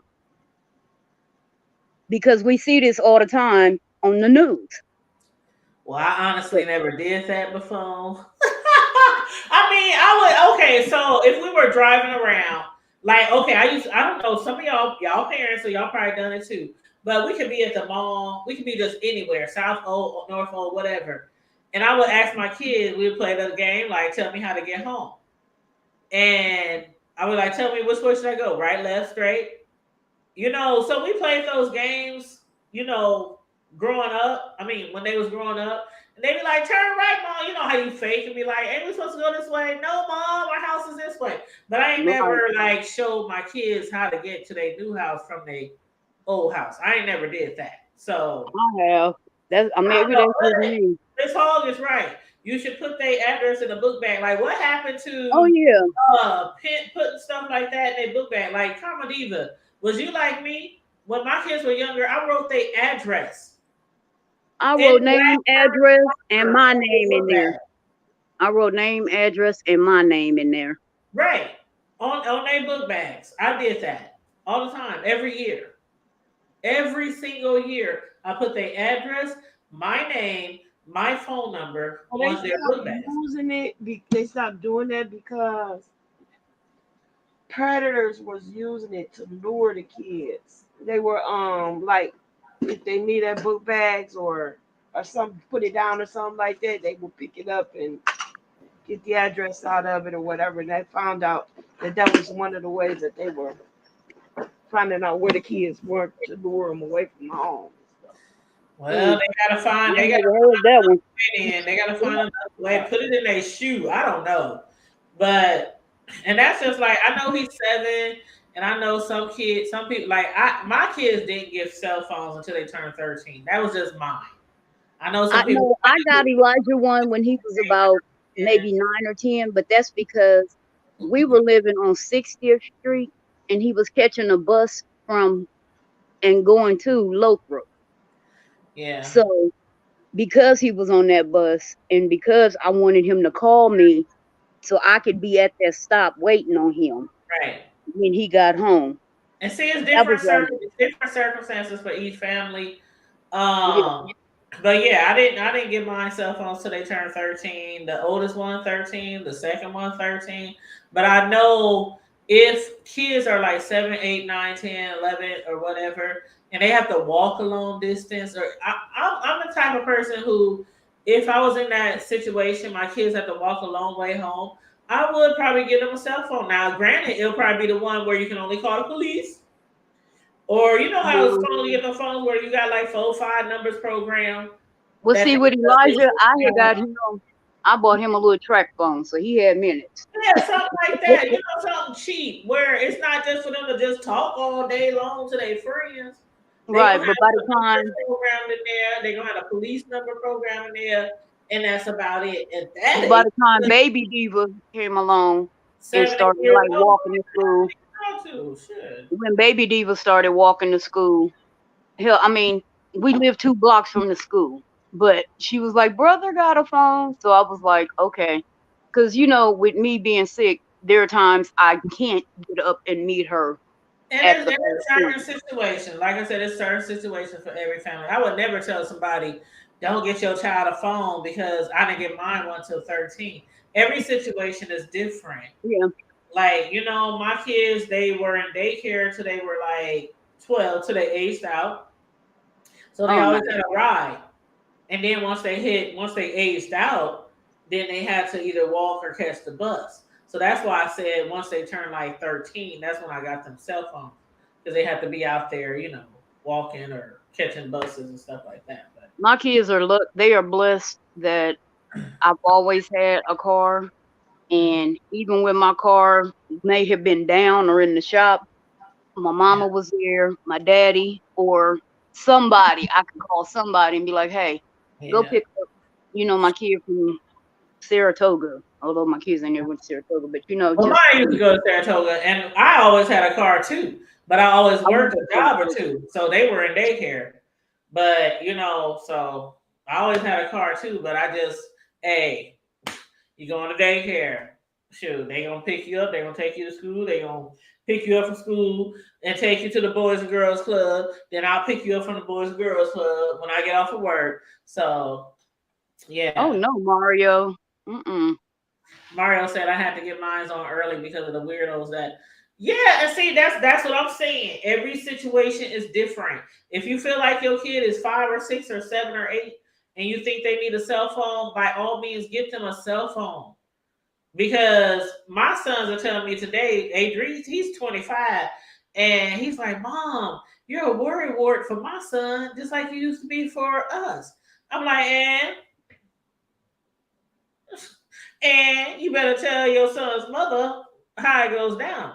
Yeah, I'm a worry wart, and I'm overprotective, and I'm overprotective with y'all, and I'm overprotective with my grandchild. It is what it is. I'm overprotective It is with what my it is. I'm not gonna change. Shoot, I have daughters that go from. I called my son. No, my son. Did he call me? No, I think my son called me the other day. And every time we call each other, we always do FaceTime. And so he gave my baby, my grandson, the phone. And you know how babies, they be touching the phone like they just don't hold it and talk to you. He want to play with it and all that kind of stuff. So the phone had flipped over or something, or he dropped it. And so because of the phone dropped, it looks like my grandbaby fell. Because he's starting to walk. I was like, did my baby just fall? Did you just let my baby fall? He said, no, Mom. He's standing right here. The phone fell. And I'm like, oh, okay. Like, my son already knows. I told my son before my baby was born, you already know I don't play about my kids. I don't play about y'all. And I don't care if y'all mama and daddy. I don't care how y'all made the baby, when y'all made him, when he first came out, who name on the birth certificate. But y'all already know I don't play about mine. Anything that comes from me, through me, if y'all came through me, he came through y'all, that's part of me. I don't play. So he's like, I know. Trust. I'm telling you. I'm telling you, he already got an understanding. I am so overprotective with my grandson. They be like, dang, Mom.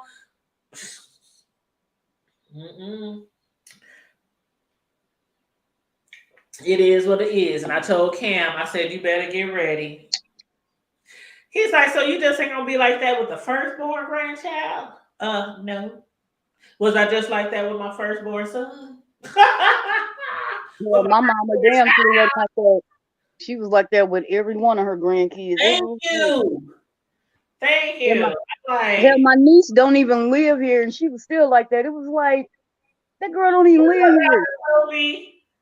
I'm telling you, I didn't play with my kids. Carmen Diva, we know each other. You know, we don't play about our kids. I never did play about my kids. I done got kicked out of every school in Omaha.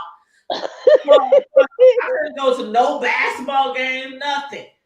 I mean, I didn't got into it with teachers and over my kids, right?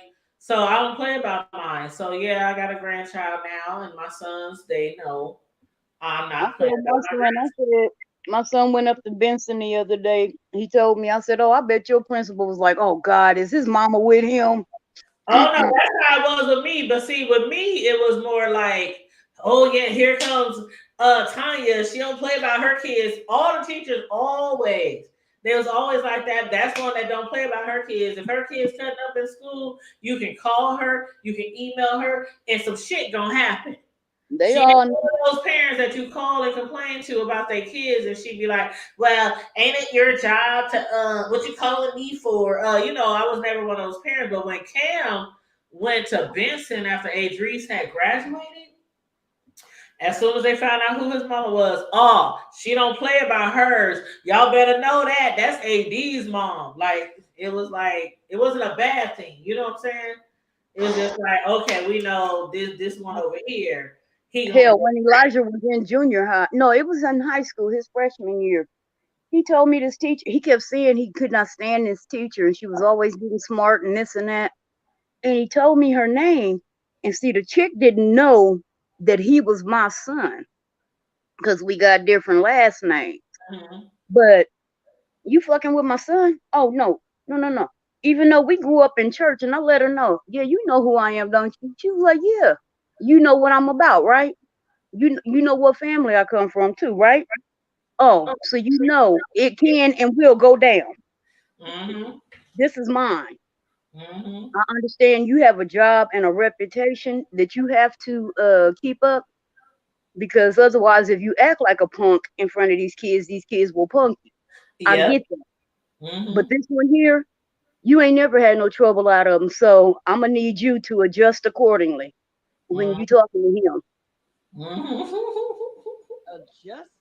We was just talking about, I swear to God, I don't know where I was the other day, but somebody was talking about how they used to keep in contact with their kids, teachers and stuff.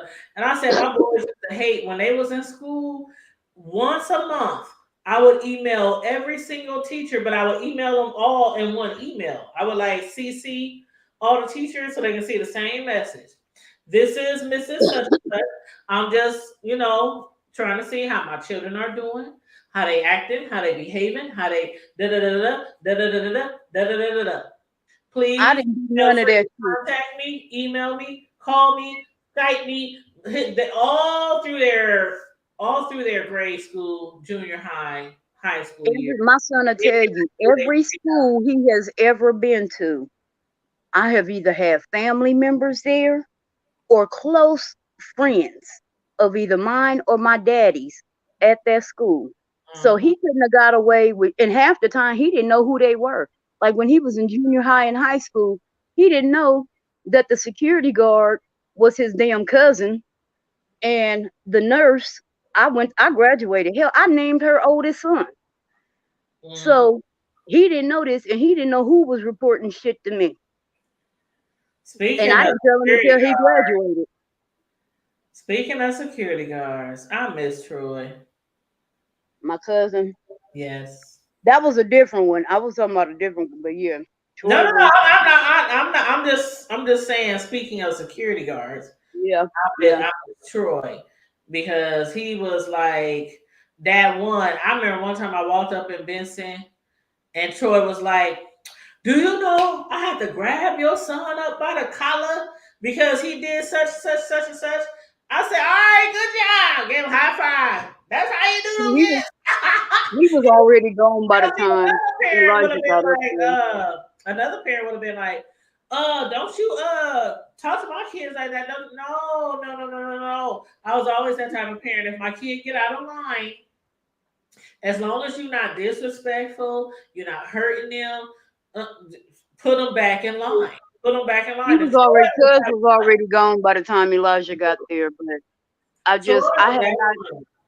I have not been able to walk. I seriously have not been into the motorcycle club since he died, because I'm so used to him standing there at the door or outside and talking shit and grabbing me up in a bear hug when he seen me. Just like he was at Benson, he was always out front and he was always greeting everybody, talking to every kid, every parent. Like when I had that incident at the school for the basketball games when I got banned, he was there. Tanya, no, just come on, Tanya, just come on, Tanya. He tried his best. Troy, rest in peace. He tried his best because he was also a security guard. He was a coach. He had many roles. Right. So that night he was a security guard, and I'm telling you, he was like, Tanya, he damn near had to pick me up and carry me out that school because I was like, fuck that. No, that motherfucker. I was calling that coach every. Yeah, Mario. And I mean, it was bad. Them Buddha and Doc, them is my uncles. And I could not go there. I couldn't go. I mean, even though Unc be, he still be like, hey, you ain't been down there and you ain't been. Zach Riders. Right. Unc be like, oh, we having a party. We having this. I'm like, Unc, and he would always hit me up. We having a fish fry because he know I love me a good fish fry. Man, that fish, I don't know what the hell they fried that fish in. They fried it in crack or something because that shit. Girl, no. Remember when they used to have the down on 24th Street in the middle of the night after we got out the club? Oh. And they would have the fish and chicken fries, the bikers. Yes, ma'am. Yes, ma'am. 2, Oh, 3 in the morning, you can order you a catfish dinner. And I'll be like, and I used to love it because they were a private club, so you could stay there all you can damn stay night. there all night. You can just kick it there. They have music. We would line dance, order some fish and chicken, and go home whenever the fuck we wanted to go home. But yeah. With Mario talking about yes, yeah. Yes, Mario said I miss him too. Rest in peace, Troy. He was a real one. I'm Trad. Yeah. Yeah. Actually, I think I was. And what year was that? Was it 2017? Oh no, he's been gone a while. Was it 17? Was it 17? I think it was 17 because I was. I want to say 15. Let me think. I think it was Because I know my oldest 2015. son had graduated. He was in college. You coming back home on Twitter? Cam graduated. Yeah, just came down. I think it was doing Omaha days. It was during Omaha Day, but it was like 2017. I had just So left. this year would be Omaha Day. This year. So I think No, it was next year be Omaha Day. days. I think it was 3 Omaha days ago. Is it No, next Omaha year? Day ain't this year. That's right, because Yeah. it got canceled last year, right? Yeah, Okay, so it'll be in 23. if Omaha Day was supposed to be this year, then it was 2 Omaha days ago. No, right? it was longer than Omaha that. Day was last year, but it kind of got canceled. Oh, that's right. It would have been last year. Yeah. Yeah, what Because it's on our So it's always on an odd number. Omaha Days before that, right? So that would have been like 5 years ago. So I think you're right. Yeah, it was 2017. Yeah, I think you're right. Good night, Miss Hall. Yeah, we had just moved back down to Texas. Oh, good night, Miss Hall. Good night, Miss Hall. Love you, boo. Yeah, because they even did the Juneteenth last year, but they didn't do the Omaha Day because Omaha Day brings a larger crowd, and we were still dealing with the CBD-19. Let me tell you something. And here's what I don't like about They didn't want that. y'all niggas having. I'm sorry, and I know I'm not. Restricting us, sis. They got Carmel Diva. They got like we can only go like 5-6 blocks. Yeah, Man, it is so short. It ain't even worth going. I'm gonna tell y'all this. I'm gonna say this, and I know I'm gonna It's ruffle from some the feathers. Bryant Center. Okay, look, it's from the Bryant Center to Ohio Street. That's which is basically what? Hop, skip No, it. Like what's the name of that? What's the name of that You Baptist only church? go one way. You And only you go. can You can from only the go one Bryant way. Center. You used to go to the Bryant Center all the way down to at least Bragg Street. I mean, What's the name? What's the name of that church right there that Minnie Where the Woods used to run? you talking about the big white church with the What is big it, Mount stairs? Moriah? Yeah, there we Mount go. Moriah? Mount Moriah. Like Ohio. Yeah, that's Ohio. Yeah. Dude, Florida, Ohio. That's Mount Moriah. And the stairs ain't there no more, dude. No, I know they renovated the whole damn thing. Bro, they changed the whole front. The whole front. They literally, bro. You can walk off the sidewalk and walk right in the church. Yeah, I know. I seen that when I came home when I came home from my brother's when I buried my brother last year. I seen that. I was like, wait a minute, hold on, what? Yeah, they That's a sure did. monument. That's a. I remember back in the day, you had to go up them old regular ass steps. It had the stairs up on the hill. Yeah, like a real hill. Yeah, it looked like a real hill with the stairs and everything. It's totally different. In wintertime, boy, you fall, you done. You breaking a leg, a toe, foot, ankle. I ain't coming to church unless y'all got some rock salt out. No, bro, you know where our church is, right? So on the parking lot on the north side of the church, it goes straight uphill. Yep. When Yeah, you it's talking about that fast, little incline? You talking about that little? I be holding on to the cars, sliding. You talking about your church? Where your church at? Oh, 30th and Hamilton. Oh, Yeah, okay. she talking about New Hope. You didn't know where my church was? Yeah, New Hope is definitely on the hill, like literally in the middle of the hill. It's a hill on all sides there. Exactly.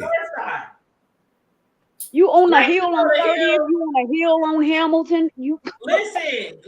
On 30th and Hamilton, on the parking lot that's right on Hamilton is flat. Yeah. I know where your church is. She talking about on the There's north side. On the north side, the Well, other some of parking that lot. driving up on the top of where you drive, the top of the driveway goes onto the top of the roof.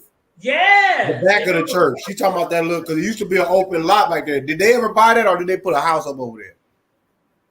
I don't know. I think they did buy it. Yeah, because the church had owned that back lot for a long time. I need some water. But yeah, they own the back, but over the last few years we've been raising money to expand it because you can literally park back there. Yeah. But it's not concrete. Yeah. And you gotta walk your ass all the way around. Trying to pave it back there. That's what they See, do. that's like back in the day when we was at the old Way back Salem where it's water. and where the new old people's homes is. Mm-hmm. There used to be gravel over there, and so them folks that didn't come to church on a regular basis, we had to park over there or in the back of the damn church. They're like, well, I got to move where I park because these people that don't come to church except for Easter, Mother's Day, and Christmas. The AMEs. Great New Hope used to be live back in the day, boy, coming up when you was younger, because churches used to look so big when you're younger. Then when you get older, it's like, man, this doggone storefront. But then it was because you used to, every time you go to church, it was packed, standing room only, no matter who church it was. I mean, like when I would go to Texas, when we would go to Arkansas every year, like I tell people, and I wish I had a picture.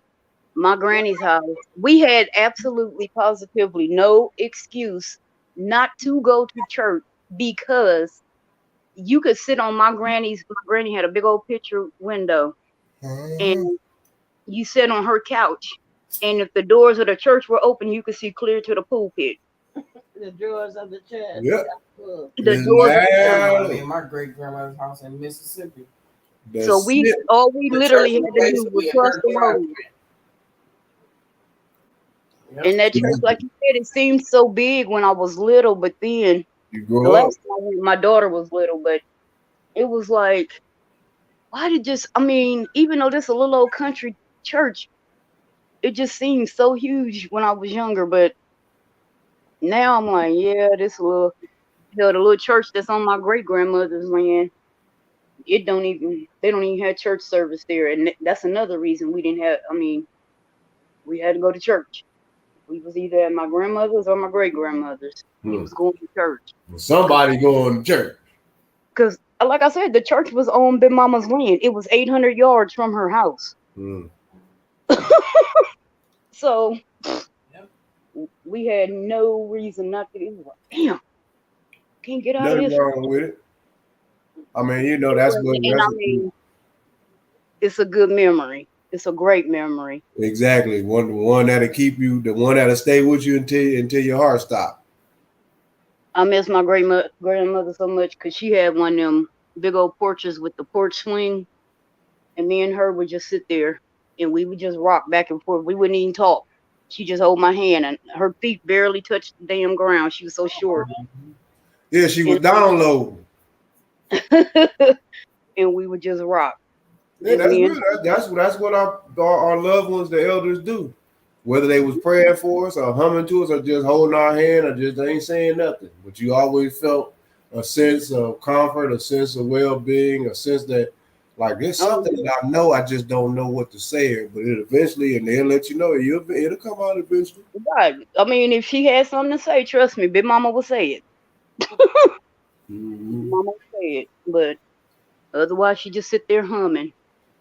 And that would, we need to get back to a sense of community because that's going to be the number one biggest thing. I don't know if everybody paying attention to what the hell is going on. Good night, Mario. Oh, was he saying good night or was he saying that? I think he was saying good night to Miss Hall. Okay, so Mario's supposed to be sending me a link so I can find out what Tracy got a warrant for. Cause now they got the monkey pox going down. Oh, did you see that? The Well, guess what? The The monkey monkey pox. The pox. monkey pox that came back, girl. You remember? Yeah, the it's the monkey pox? mutated. It's the What mutated. the monkey pox? Wow. See, here's the thing. It was like a couple of little African American little Negro kids down here in Texas when the shit had first started off with the pandemic.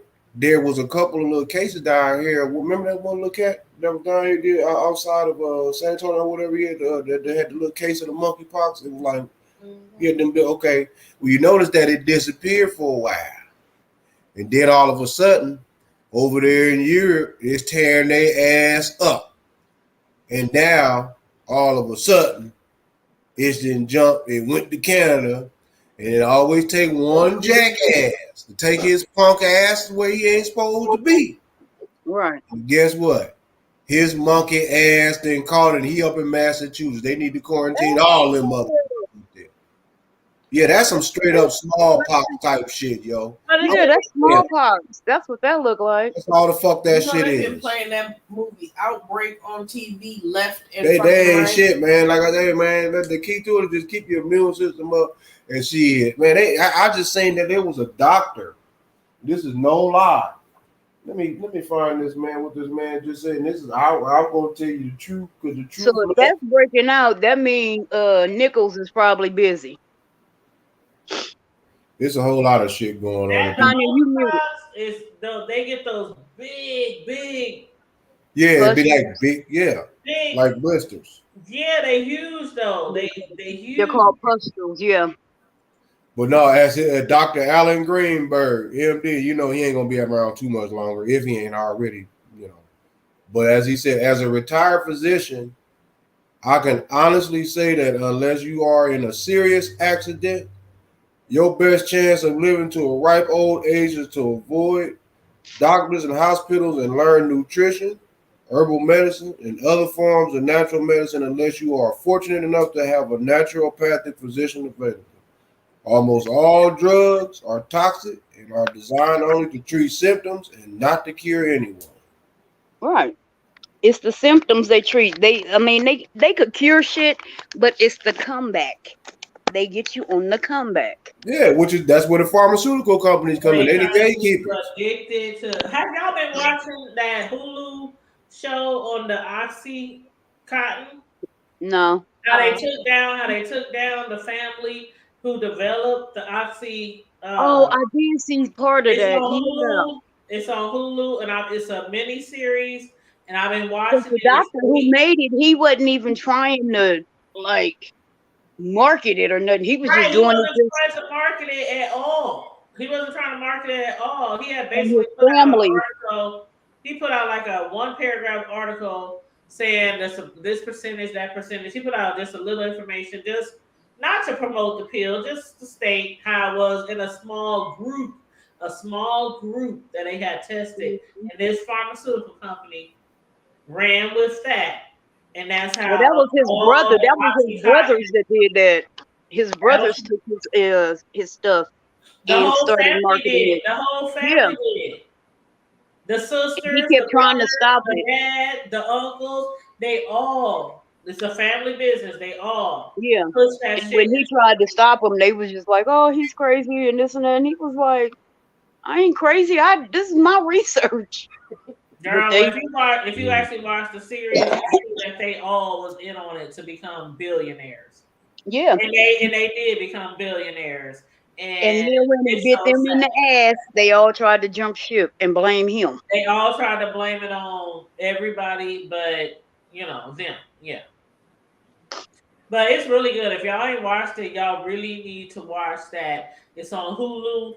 And let me pull it up so I can tell you the exact name of the movie. I can't see that. Is that the one with Michael Keaton in it? Yes. It's called Dope Sick. And the thing about it is in the movie, the doctor what? Dope Sick. And Michael Keaton plays a doctor in the movie. Is he played a doctor? Or No, I think he was like a DEA agent. Lawyer. Right? He plays like the lawyer or something. I thought he was a DEA agent. No, not a DEA agent. The black lady is the DEA agent. The black lady, Oh, okay. but he's more like a lawyer for the government. I forgot what it's exactly called. But the other actor, he's very well known. He plays the doctor in this community, and this pharmaceutical place came to him, introduced this Oxycontin, told him that people only 1% of people get addicted, and so they convinced him to start selling the stuff and start giving out scripts for it in his clinic, and so people start getting addicted, killing people, robbing, dying, overdosing. Then he gets hurt. And before he knew the bad side of the drug, he didn't even know that some of his patients had turned into addicts. So he started taking the shit and he became an addict. And See, what a lot of people don't know is that's true. These drug reps, the drug rep, I can tell you from working in doctor offices, they come in and here, let me stock your samples. Yep. Let me stock your samples. Oh, here, let me bring y'all lunch. Let me bring y'all lunch. So they bring lunch for the whole. They bring lunch for the whole damn clinic. They was treating them to like weekend seminars, like full pay hotels, There was massages, times you don't understand. They used to sit there and tell us, okay, well, because we had to have so many education units per year to keep our licenses up. So they'll say, okay, well, here, let's take you out to this nice steak. You come to this steak dinner tonight out at Charleston's or out at whatever, and we'll talk to you about this drug or this new treatment.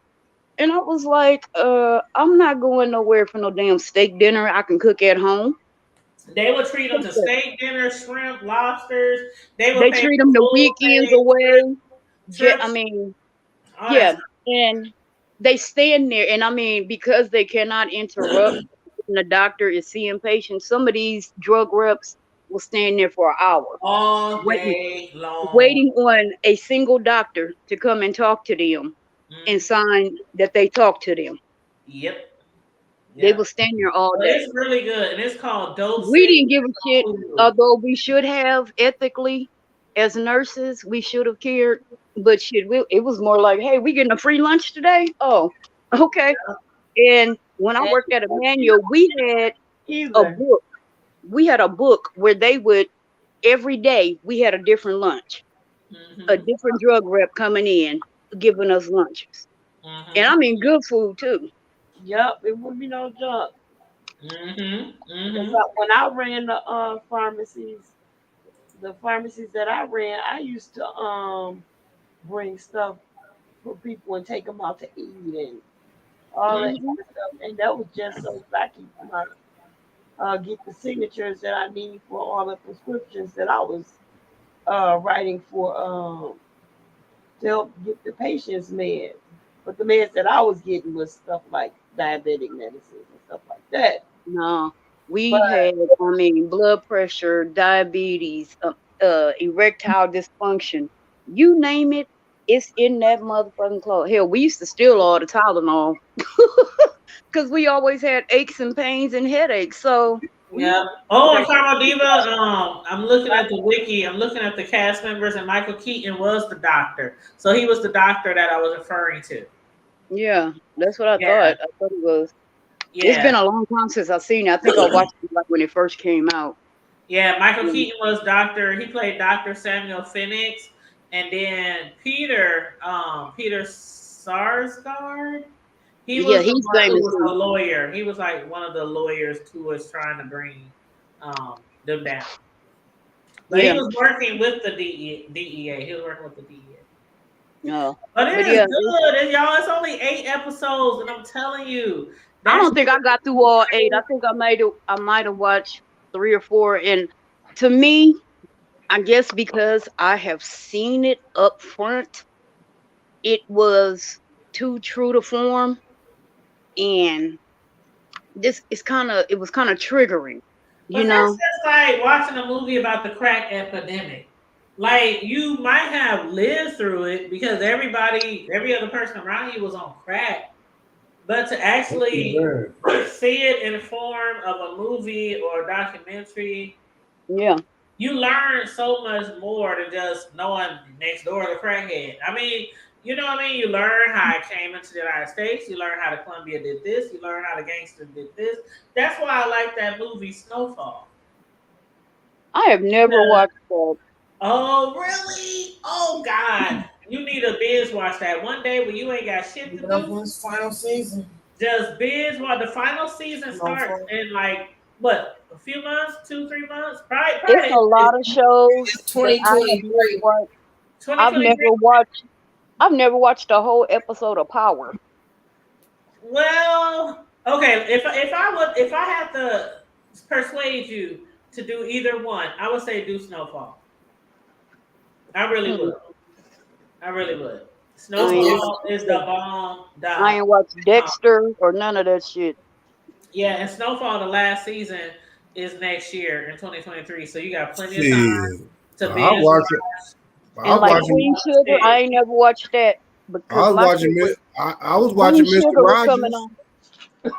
But Snowfall to me is like The Wire. Like I can watch The Wire. No, it's I not. never watched that. No. What I'm saying, I'm not. Hold on, let me finish. What I'm saying is, it's so good. It's just one of those series that I can watch over and over from the first season to the last season, like a Martin. You know what I'm saying? It's like so good. You can watch it over and over the first season to the end season. That's what Yeah, it is. I can watch Mr. Yeah, I can watch Mr. Rogers like this. What? I could too. Do Mr. Rogers still come on? Damn right, he need to. What channel? I don't know, but you gotta look it up. He might be on YouTube. I got YouTube You know TV. what? Let me tell you. It was about the most wholesome thing and best thing on TV. I ran into Mr. Snuffleupagus the other day. I know that's right. Did y'all see Mr. Snuffleupagus? Bird is the word. Bro. Bird is the word. Bird is the word. Bird is the word. I remember Mr. Yeah, Snuffleupagus. Snuff was the dude. Because he was Big Bird's imaginary friend for years. Bird is That was his. He was his imaginary friend for years. Bird. And then all of a sudden everybody could see him. I'm like, how did y'all miss this big shaggy elephant? Bird is the. That's all he used to say. Bird is the word. Bird. That's stupid. Y'all don't know about that, man. It's going Now, down. okay, now speaking of Sesame Street, was I the only one that thought Ernie and Bert were brothers? You talking about this one? Here's Mr. I thought they Snuffleupagus. Yeah. Yeah, I thought That's a new that are family? best friends. No, I think it's Ernie. Why Ernie. they gotta be gay? There's Mr. Snuffleupagus. You need to have it checked. Because he was. Oh, you talking about this damn Shaggy dog? Oh, you Oh, remember yeah. the old Shaggy Dog movies? Yeah, he's a man. He got to be a master. It's a boy. A bull master. Look how big it is. Yeah, he's a master. He's in the master family line. And they really sweet and docile. They really No, are. he's a Newfoundland. He's a Newfoundland. 175. Oh yeah. Woo! Oh, she got him tamed. Yeah, he's a Newfoundland. When we seen you, we was just talking about you, dog. Like, oh, big dog, blah, blah, blah. Oh no, she got him tamed. Must be friendly because she ain't got it on no leash. Oh no. He's still no. He's very territorial. He's not gonna do nothing. But I can put it to you like this: if you walk your ass up near her without her permission, you're not going to know. Norman? Oh, bye, Norman. Look at him. Piss Norman, on your. I'm taking a piss. We saw him at the park the other day, and I had to record it. You But know his what it name is reminds me of? Norman, and he's a Newfoundland dog. That's what it reminds me of. Snuffleupagus. Them damn dogs. Them dogs can fight off like. No, them dogs you know can who fight he off like- reminds me of. No. It's not If you look at the Snuffleupagus. back, He looked like Barkley, the dog Barkley. Remember the dog Barkley that always came running over the hill at the beginning? Yeah, them dogs what can he fight look like. off. well, it's his backside that gave me the Snuffleupagus. Because the way he walked, and it's all slow. Mhm. What did happen to Barkley? Did he just die when Mr. Hooper died? Who's Barkley? The dog on Sesame Street. I forgot that episode. I don't remember Barkley. Look it up. He on the the beginning of Sesame Street from when we was little. Damn. He was a big shaggy dog. Used to sing "Bird is the word." Yeah, No, he didn't talk. Barkley. You know he was brown and white. I don't know how they don't remember Barkley. He was brown. When he brown and white? Oh, well, He was like brown and white and red. He was like Big Bird's dog. He was made of yarn. He was a big ass dog. Oh, Barkley! I'm looking at him now. Okay. Barkley. I'm like, I ain't crazy. He was like white and orange and brown and red. I'm like, I'm crazy, but I ain't that damn crazy. I didn't make him up. I did not remember Barkley. I remember Barkley. And that's what that dog. That's why when you said that, I'm like, no. I was like, it was a dog on there. Yeah. Oh wow. Yeah, They said he made his debut in the premiere of season 10. Oh damn. So that means 79. Because they started coming on in what, 69? Yeah. They say he was on in 78, and he was on in 79, and then he accompanied Big Bird on his trips in 1982 and 1988. Oh, Big Bird. So he wasn't like always there. He wasn't like always every season or every. But now that I see the picture, I remember now. Can you put the picture up and show these folks that I ain't crazy? Barkley, look at Barkley. That's why I said that's Big Bird's dog. Where he at? Hold on. Let me. Bro, talking about where he at? Bro. My bad. The TAC kicking What in. was your favorite cartoon? Hold on. What was my favorite cartoon? Thundercats. I was just about to say that. Whoa. Teenage Mutant Ninja Turtles. Oh, Damn.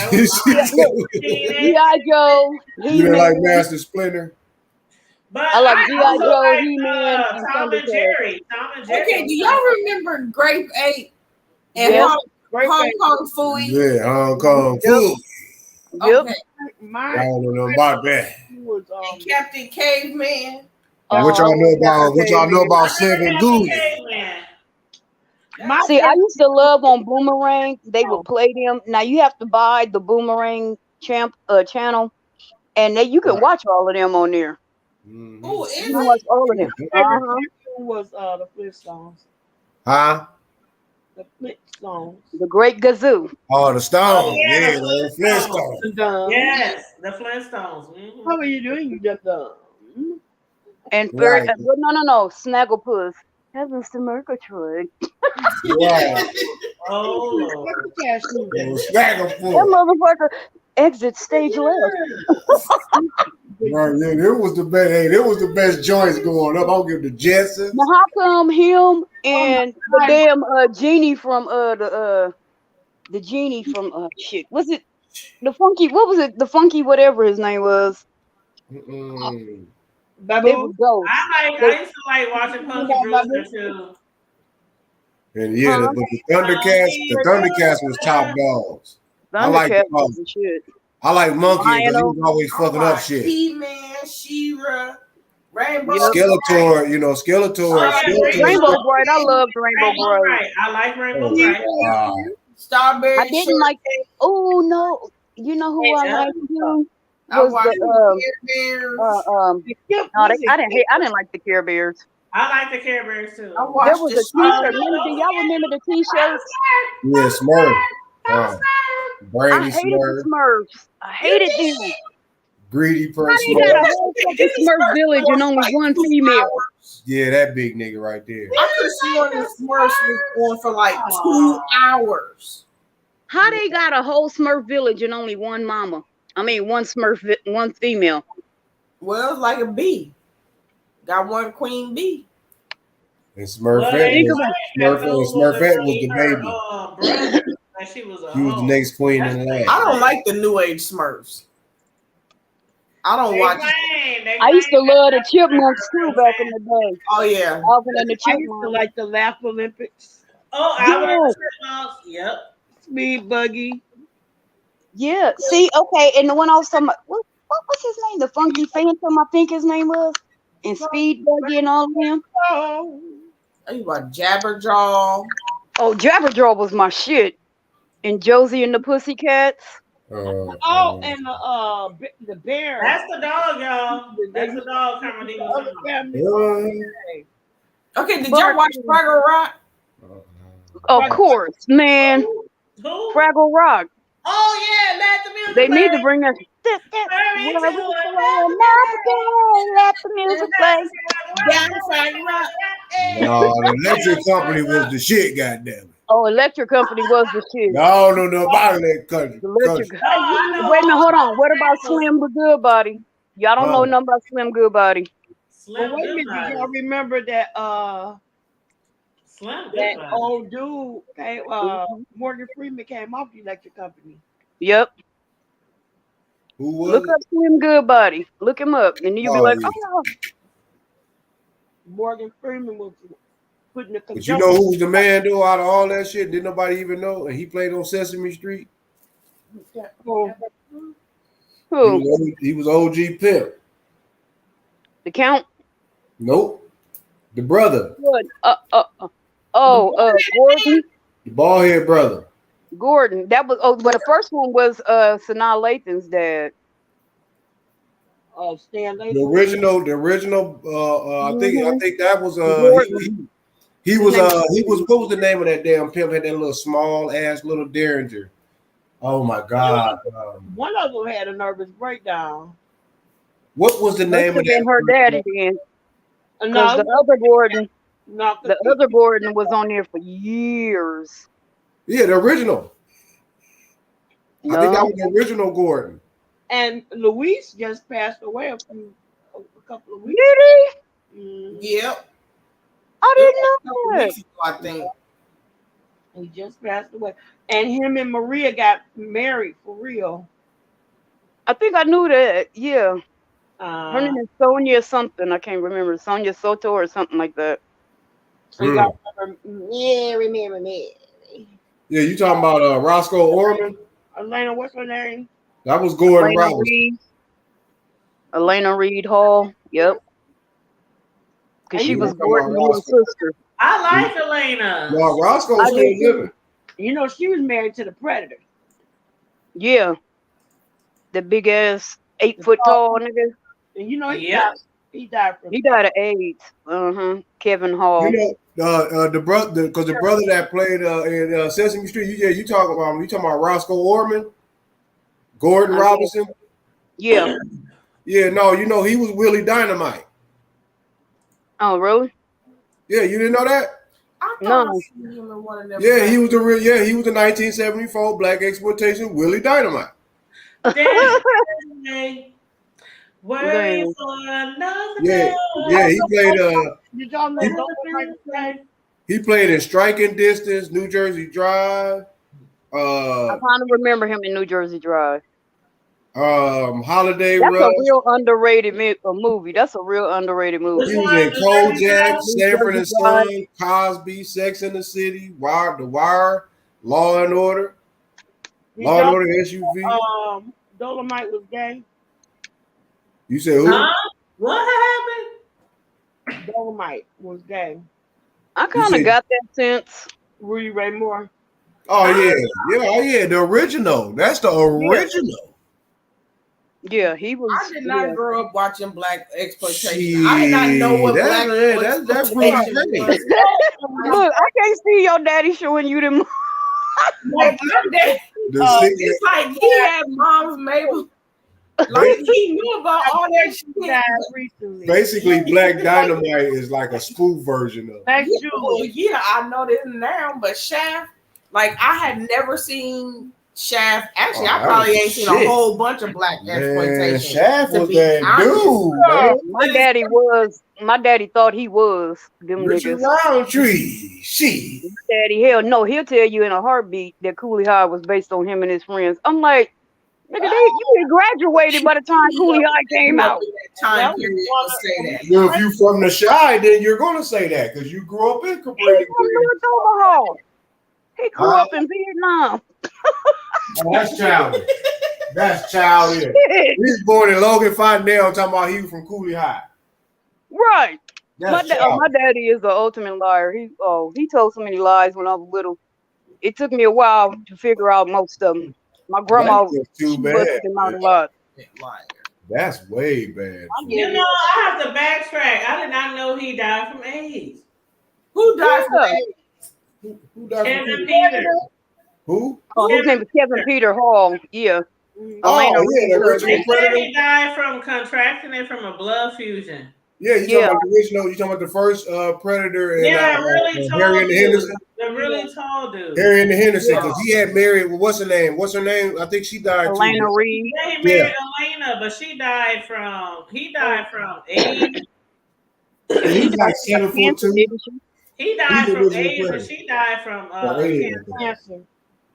breast cancer. She died from breast cancer.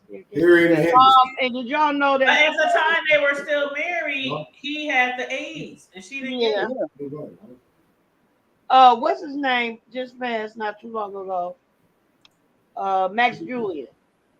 Who? Oh, did he? Yeah. The original Goldie. Yeah. Max. What's his name? Max what?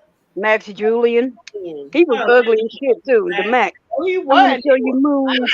I want to show you moon stars, quasars.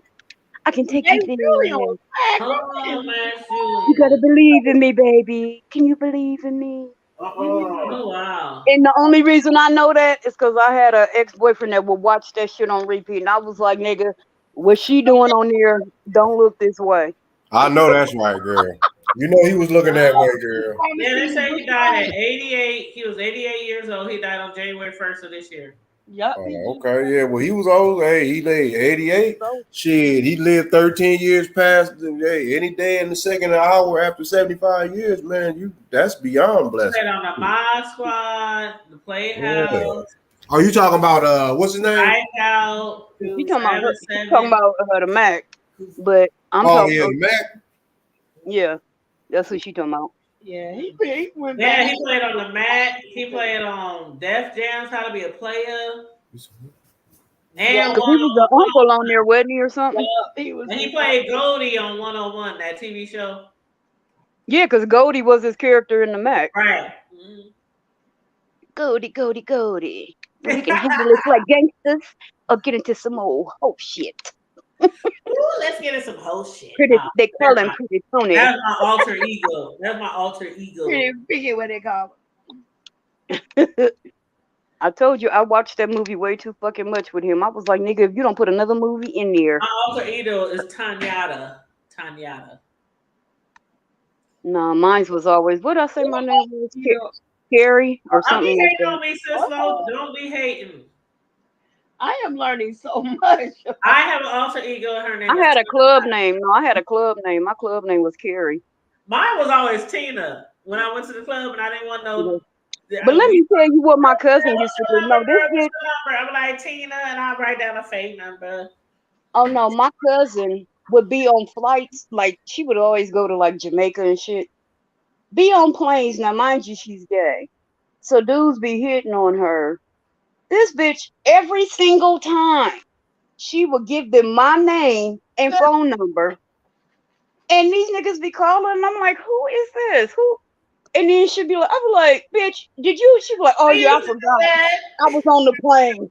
And he had yours was the only number I could remember. Bitch, I need you to memorize somebody else. Now, we used to do that, but then when cell phones came out and they could call right away. When I hated that. You walk away, they would dial the number to see if it really worked. Right, and see if you picked up. I'll be like, my phone dead. My homegirl got my phone. They be like, hold up, you just gave me this number, but it said disconnected. Oh, my bad. I'm sorry. I used that money to get in the club tonight. You real desperate if you calling my number 2 seconds after we exchange information. You too desperate. Niggas is, and especially Omaha niggas, man, they are. At least give me a week. Like, dudes, You're supposed to give the girl at least like 3-4 days before you call her. Don't I'm gonna see tell you how thirsty something. I had dated this dude, and and I went to school with his nephew. I went to school with this nigga. This motherfucker knew I dated his nephew. I mean his uncle. This motherfucker, I seen him at a funeral, and he was like, "Oh, we all need to hook up and get together and this and that." And I was like, "Okay," I wasn't thinking. This nigga was like, "Oh, don't have me looking for you in the daytime with a flashlight." What? Yeah, he did. No, he didn't do Will Smith. No, he didn't hit you with the Fresh Prince. I was like, nigga, I used to fuck your uncle, right? I'm like, I used to fuck your uncle, right? And well. Girl, he said, let's keep it in the family. I guess that's what he thought. I hit his uncle up. I was like, your nephew. He was like, that nigga done, he was like, you like the third chick I done I done did friends. I done did he friends. done did that.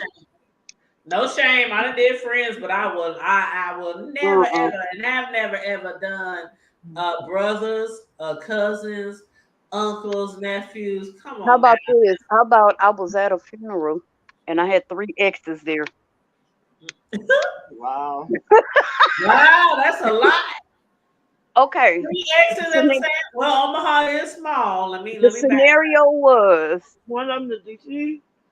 One of them was the priest, one of them was the preacher, and one of them was... Shut up. No. One of them was my kid's dad. Oh boy. One of them was his brother-in-law. Wait a minute. No, wait a minute. It wasn't his brother-in-law. It was this dude I used to date, and then another dude. They was in the same hood. They were same hood. That's all that was. And the deceased, my baby daddy and the dude were brother-in-laws. So he was naturally there, and then him and the 2 dudes, they was all in the same hood. So that's how that happened. Well, my cousin was like, a smaller city. Look, my cousin was like, bitch, you better hang in the back with a black veil on. we gotta keep in mind, Omaha is a big city within a little city. What North Omaha is a small city in a big city. That's what I mean. That's what I mean. North Omaha is a small city within a big city, but everybody damn near everybody related to damn near everybody is. And the thing was, it wasn't like I dated friends back to back. That was not how that went. It was like I dated the one dude first. Me and him broke up, and then like 8 years later, his homeboy approached me, and me and him started messing around. And then years later, I met my baby daddy. So let's just make sure they don't think that Omaha is like the Appalachian Mountains. No. In Virginia, We ain't all related. Cousins and all that. Yeah. We ain't that small. Take the home of the you might want to be a little bit careful. We ain't that small. We ain't hillbilly type. You got some niggas. Bro, just because you moved down to Texas, don't you? I'm talking about back home while you talking shit. That's what I said. Don't be hating on us now. I ain't hating it. It's shit down here too. These nasty, goosey, loosey ass niggas. They call them kissing cousins. Yeah, ain't nobody gonna turn that nasty ass shit. I got a lot of double cousins down there in Texas. A lot of them. It's a lot bigger down there though than up here. So you mean to tell me that it's nasty is nasty. What's bigger down there? Texas, the whole state, the whole. But you got a lot of little small towns. A shitload of them. Bro, is it kissing cousins down there, bro? Oh, fuck yeah. Yeah, that's shit. They all stay in the same communities. And I'm talking about ain't just our people. Well, I mean, it ain't just the clear man neither. It's some of our folks. Right. Well, let me tell There's you. a lot of our folk. Hell, shit. When I was growing up, I'm gonna tell y'all. When It was I was growing nasty. up, I had this cousin, but he wasn't like my real cousin. He was like in-law cousin. You know what I mean? Like an He in-law. was still your cousin. Cousin by I in-law. know a And I'm man. telling you, this motherfucker, this nigga, he was so fine. I mean, woo! I was like, oh my God, why we gotta be What in that cup, making her do all of that. Exactly. Not related, but we is related. We ain't blood. We ain't like. Silly. But he, oh God, You need to go sit on the porch and cool he off. was so fine. I Girl. was like, why he gotta be my cousin-in-law? Why oh Jesus, he was. Ooh. Oh, I've Now, met see, some if I dudes. stayed in the Yeah. Appalachians or in Virginia, we probably wouldn't have gave a damn. I had a cousin do that to me. Now, He mind was- you, my stepmom has been in my life since I was 5. So basically, this nigga's been my cousin since I was 5. You gonna tell me when we grown? And I was about 20 at that age. But he talking about, well, we ain't blood cousins.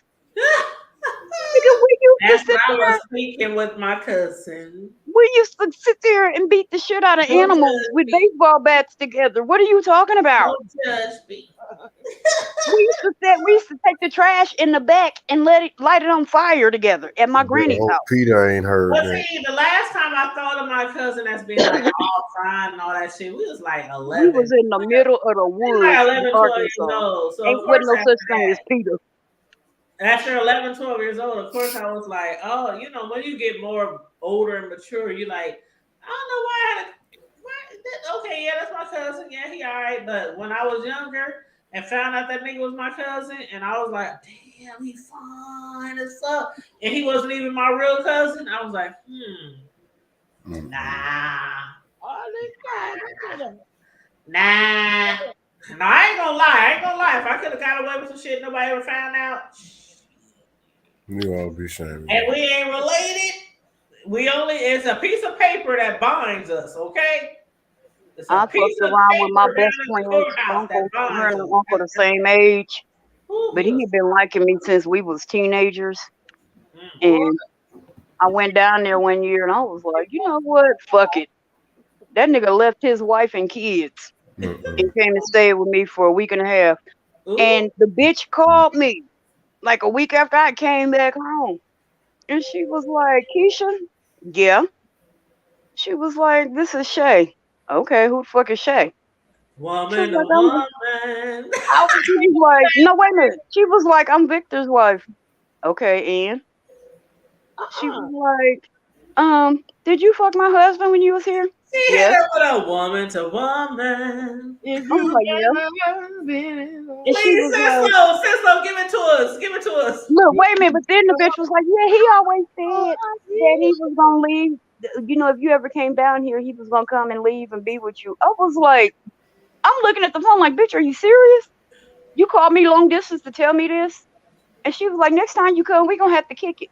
No, we not. You up a little bit of my Karma Diva, just please let Miss Cislo give it to us. Just please, Cislo. Hold on, let me finish telling you though. Oh, so the bitch tells me, she said, yeah, the first year we was married, he kept all your pictures in a frame on our headboard. Ghetto.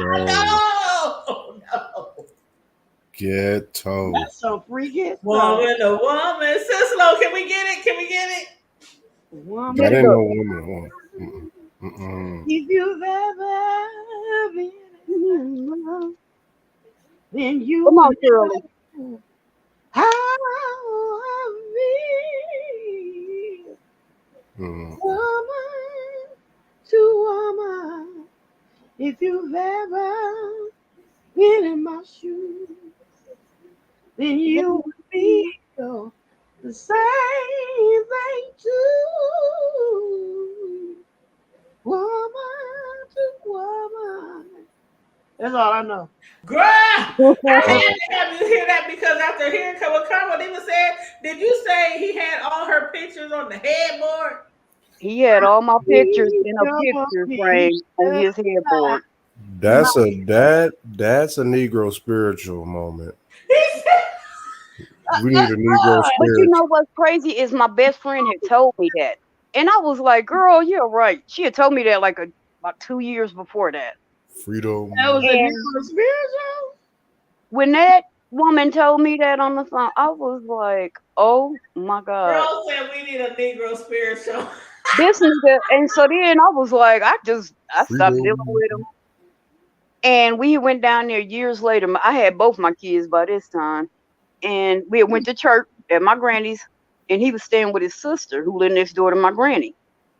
And this nigga hits me up on Facebook talking about, I seen you walking across the road with your kids and this and that and your whole family, and y'all went over to your granny's house. You still look beautiful. And I'm like, nigga, where was you at? He was like, oh, I was in the window. Oh, I you. see you from across the way. Hey. I was like, no, nigga, you will not hit me up later to tell me you watched me walk across the road. He I was was like, that's watching, some all weird right. You shit. know what, Karma Diva? That remind me of that scene from you know that I know you ain't talking about waiting to exhale. Wait to He exhale. like, he watching me When walk he was- away. He watched me. I know he watching me. Girl, I love me some Gregory. I didn't even look. I didn't even know the nigga was over there till he hit me up. I didn't know he was there. I was He like, was watching you cross the street, all right. Mm-hmm. mm. And then all my friends, like a couple of my girlfriends, was telling me he was hitting them up, trying to be they friends on Facebook. I was like, Because he's what? trying to get to you. Mm-hmm. I hit his niece up. I was like, hey, look, you need to get your uncle because this motherfucker is tripping. She was like, I was like, damn, I'm good, but shit, that's some psychotic shit there. It's only one ex that I can honestly say he can still get it. Karma Diva already know who that is. Should I do it? Should I do it? Should I do it? Willie! Woo! Child. Ooh. Woo. Child. These motherfuckers will be out there. Ooh, where the fan? Where the fan? I'm about to have star flashbacks. That big nigga be lifting her up in the air and she be, what? I'm like, oh God. Ooh, shit. I'm like, can y'all wait till we leave or can y'all go inside or something? I be like, mind your business, mind your business. Y'all keep partying. I was trying to mind my business, but shit, y'all motherfuckers was right next to me. We couldn't help it. We couldn't keep our hands off each other. Like, yeah, y'all could. No, like, anyway. Y'all could have went behind that garage like everybody else did. Why should I go out the garage in my own home? Because we had people in the house. Be outside.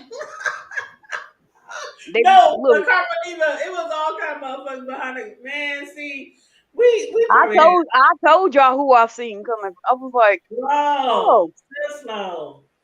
It was a couple of us out there on the porch, and we was like, look, we out there, and we was just sitting there, and then these motherfuckers come from around the garage. Our It was used like, to be so epic. I remember people making out in cars outside my house. People making out behind my garage. Our parties used to be epic. Like they was off them parties. And they wasn't even supposed to be parties like that. Our group was called Grown Folks No Holds Barred. And they took that literally. And it was like whatever happened, it was like every time we had a party or get together, it was like Vegas. Whatever happened, it stays where within the group. It just stayed within the group. And I honestly can say we don't drop names. Has it been Karma Diva since we first got started, like 12 years ago, maybe? Man. I ain't never heard no shit on the street about. No. And if we ever talk about some shit, it's usually about me. You know, if I mention some shit. But we ain't never heard nothing come back on the streets. This happened at the Grown Folks. Ain't never. And the thing I can say, we have supported each other. Yep. In all kind of stuff. We've had members like when old boy baby died. Oh God, that was the saddest. We had members who had crisis in their family, deaths in their families, entrepreneurs. We were like a very supportive group, but it was also like, okay, we about to get together, we about to kick it. And we kicked it hard. It is what it is. Hard. I'm talking about people going home the next day at 3:00 because they slayed out on my floor like the Holy Spirit. Look, motherfuckers would drive. For like people would drive from Texas, Atlanta. People drove they from would Texas, drive Atlanta. here just to I party. I want to say his name, but old boy drove from was it Arkansas? No, not that one. He drove. Oh, you talking about Denver? Yeah, he drove from Denver, Colorado. Yes, his We sexy had ass. people driving for our parties. We had people driving from Atlanta, down south, Colorado, Kansas City. We had people driving like Motherfuckers to drive our get-togethers. just to party with us for the Just to weekend. party with us, because our parties was lit, like lit. And we had a ball. Oh, remember And when that we was bowling? that was before the Rona. The last party I had, Carmo Diva, was at my last house. Oh, when old boy was here? When he drove from Colorado. That's the Yeah. one that drove from Colorado. And that party was fun. That, I ain't gonna lie, I was about to tap that. I was like, oh shit. Y'all was doing the most. You All right, was see, we ain't gonna drop all that shit on here, but you know, Look, I'm just saying. Ooh, because he's fine in a mother. He said I was gonna tap. He He fine is in a fine. motherfucker. We ain't gonna drop no names, but he is fine in a motherfucker.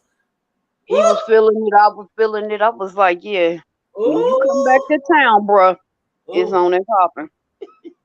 And the funny thing about it is, after everybody leave, I shut my door, I go to bed, then I wake up the next morning. And her damn house be clean and locked up. My house be, I mean, the people, like, you know how you have shit and have get-togethers and you got to clean up everything by yourself? We was like such a tight bond, close group. Everybody was like, okay, let's help Tanya clean. We ain't about to leave her house like this because every party was always at my house, no matter where I live. So they were I know, like, she be like, well, how come nobody you else wash, goes you to? dry, you sweep, you mop, get all the trash from outside. I mean, I would have people slayed out on the patio. I mean, it would be like, we get lit. But we need to have one of them parties. So. I can't do that anymore. You know, bro, right? When I say bro, you know what I'm talking about, right?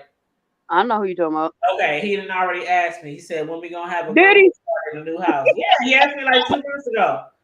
Right after I closed on this house, he asked me. He said he hit me up on But the tell Scooby to bring his ass up here and we he can said, do it. when we gonna have a grown folks party at the new house? Because we ain't had no party since before the Rona. That's crazy. I just thought about him like a day or two ago. And I said I ain't talked to him in a minute.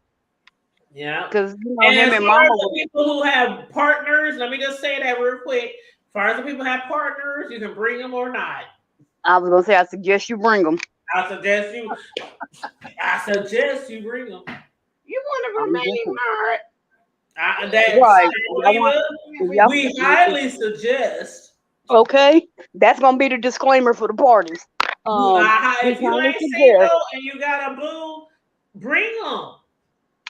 Bring them. Bring them. I don't think my mister know about these parties. I ain't talked to him about these parties. And so bring he your don't. mister too. Bring your mister too. I mean, you already know how it goes down. But Mister already, he know how I am, so he'll probably be there. And it ain't like some big, like, I don't want to make it seem like it's some big Orgy or something. It ain't that, ain't it? Orgy type of thing. It just be shit that happens. And we party, and if you happen to be single and you see somebody there you like, you know what I mean? Mm-hmm. Well, we tell people like from the gate. I was like, okay, if you got a spouse or girlfriend, boyfriend, and you want to bring them, Y'all can party together, like. Right, but nobody ever did that. You know, nobody ever brought the girls.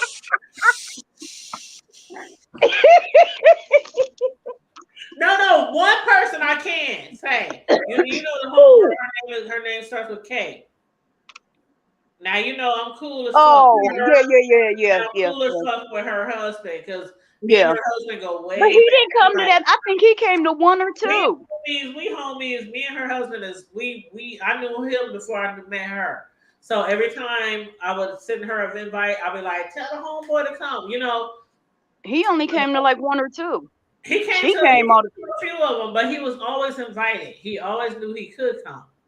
So, yeah, but she came to all of them. But she came to all of them. Yes, that's my girl. That's my home. It was good seeing her at your housewarming too. Yeah, man, that party was lit too, and that was a housewarming party.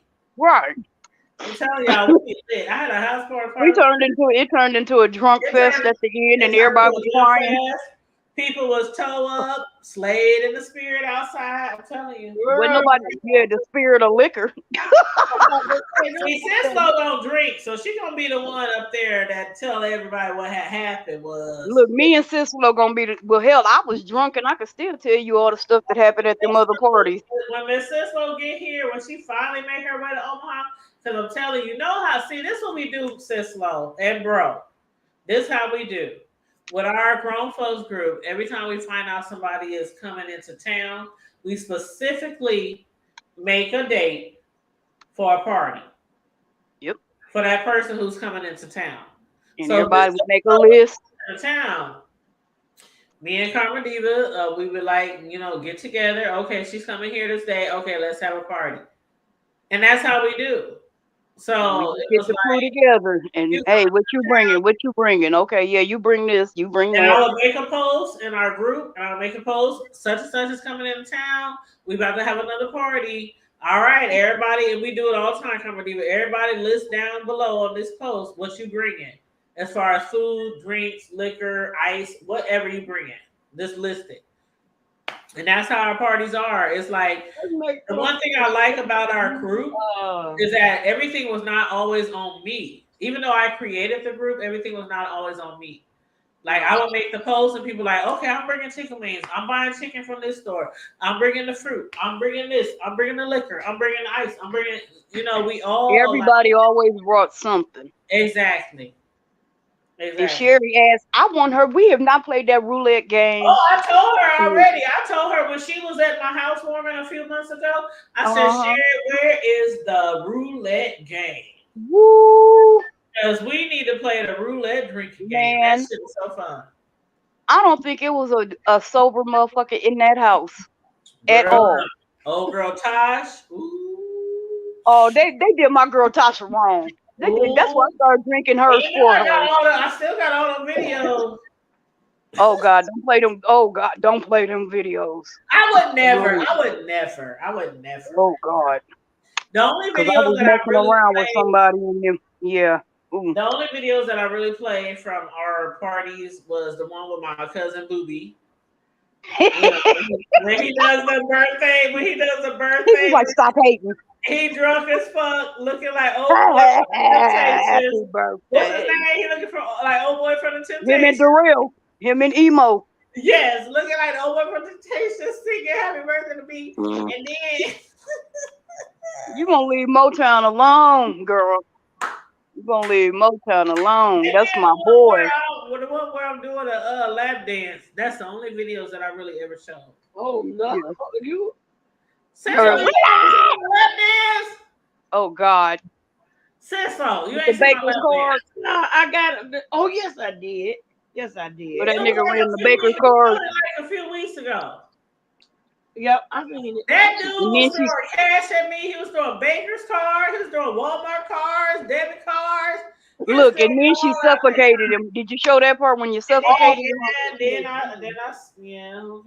Willie, can you breathe?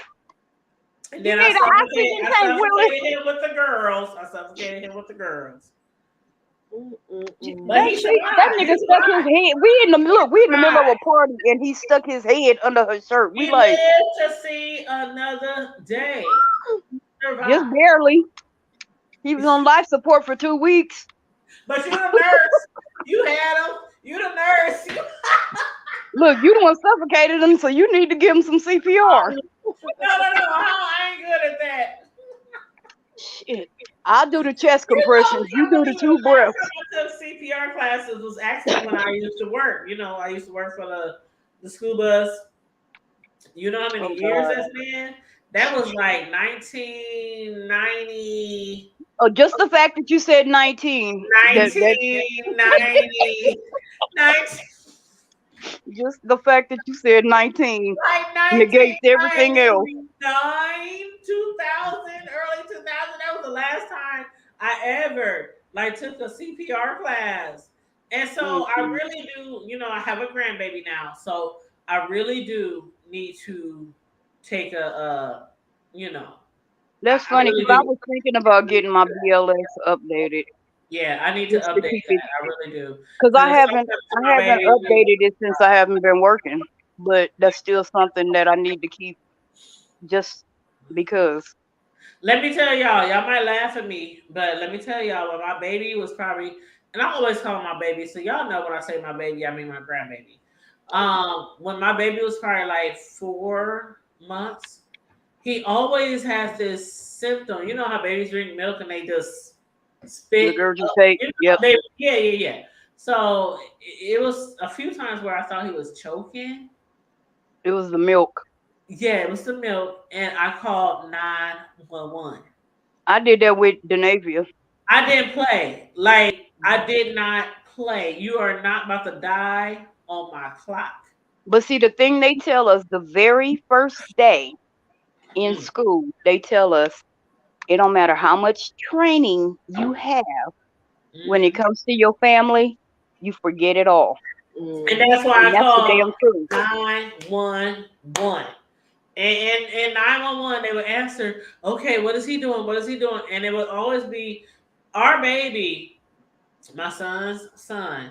He was just one of those babies who always would spit up.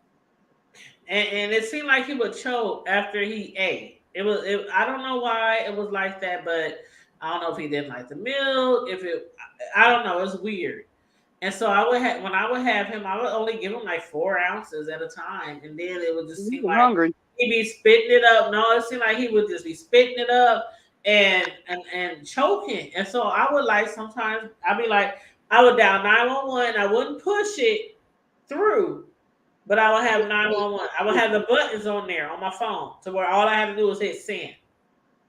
And it was like so scary at times. And when I say I am overprotected, like my sons know, my son Cam, he still lives at home, and my oldest one, he doesn't, the one who has the baby. But they could tell you, Mama was so overprotective. I got on their nerves. I know I got on their nerves. I know I still get on their nerves. And now that I have a grandbaby by one of my sons, they still know that I'm still overprotective.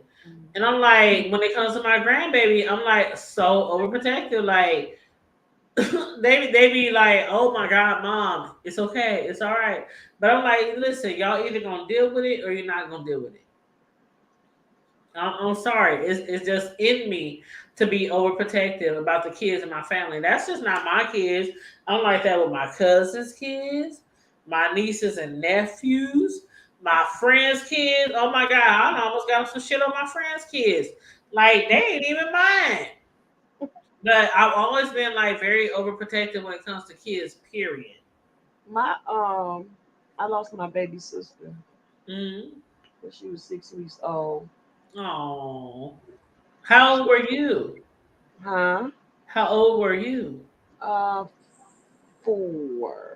But I can't remember it.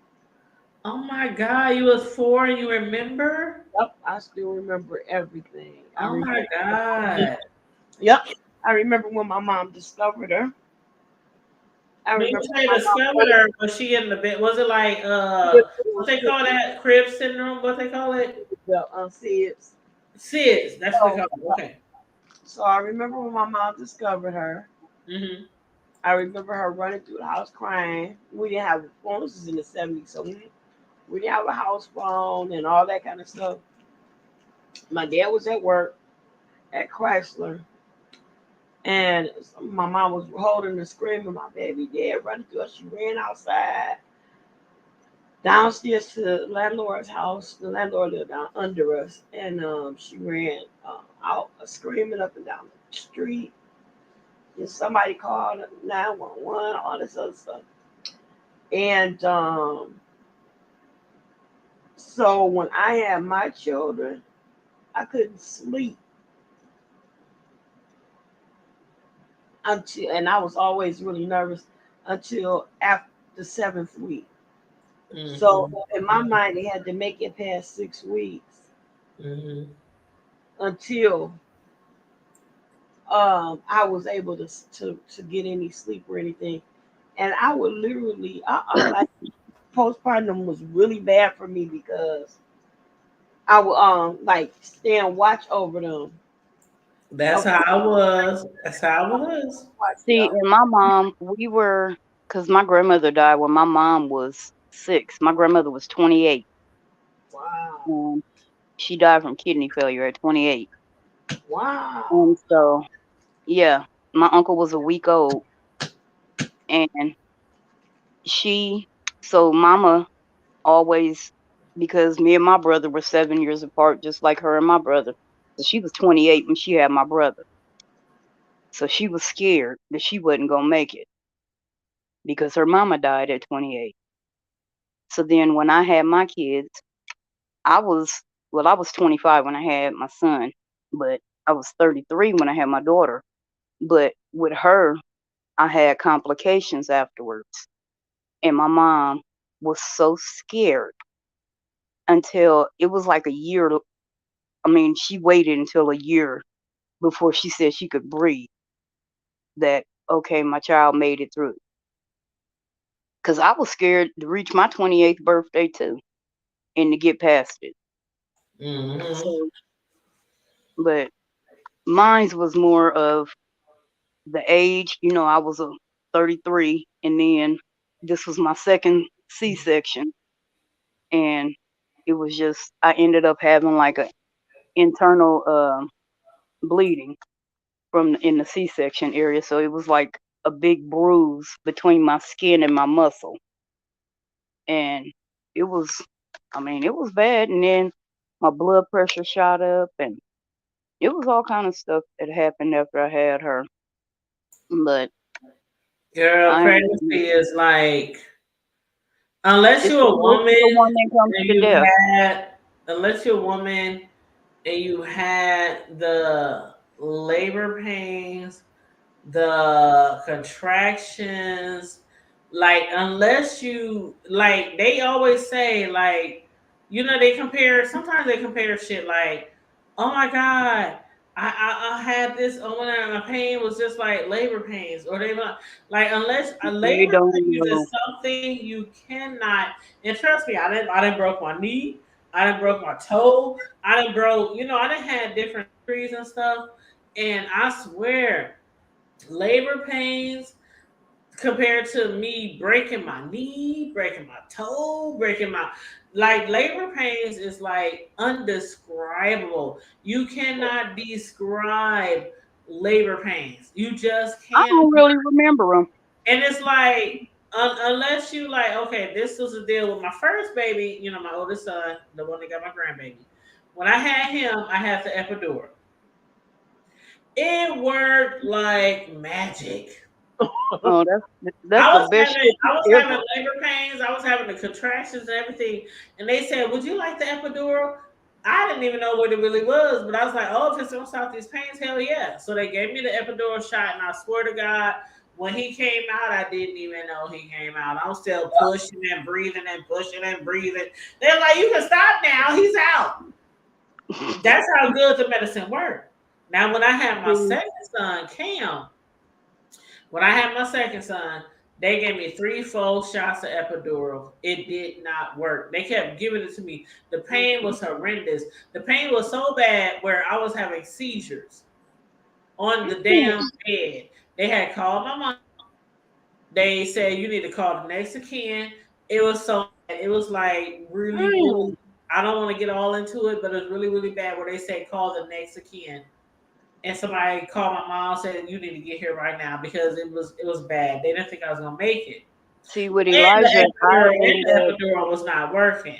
So I suffered through all that pain, bleeding. They couldn't stop me from bleeding. It was just a whole bunch of shit. They was like, call her next of kin because they needed somebody to say what to do if this bitch dies on this bed, right? So it's like you cannot, when people be like, oh, or this pain and this pain and this pain, like there is nothing like labor pain, like somebody trying to come through your womb, through your uterus, and you have your stuff starts off this tiny. Can y'all see this? Your stuff starts off this tiny, and it expands like this. And that's why it's always funny when a dude be like, am I hurting you? Nigga, really? Like for I have pushed human life out through here.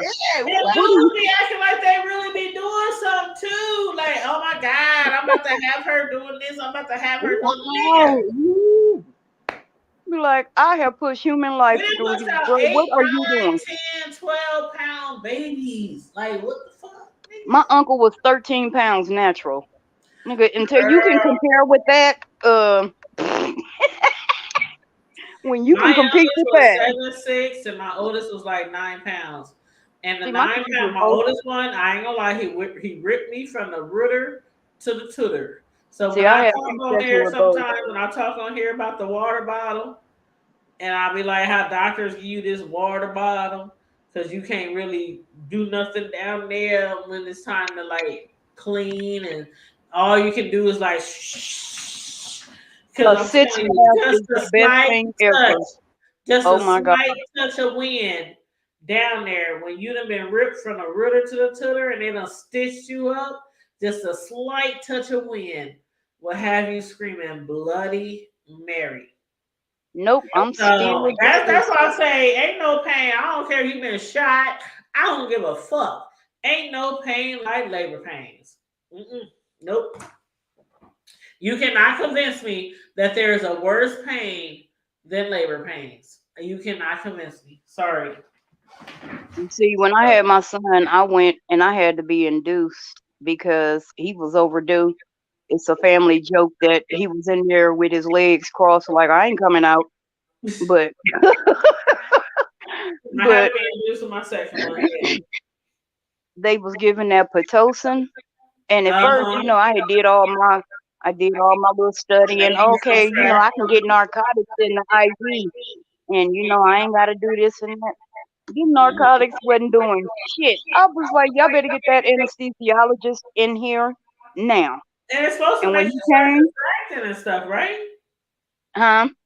And it's supposed to make you start contracting and stuff. Oh yeah, oh yeah. Yeah, the Pitocin But is that's the induction medicine.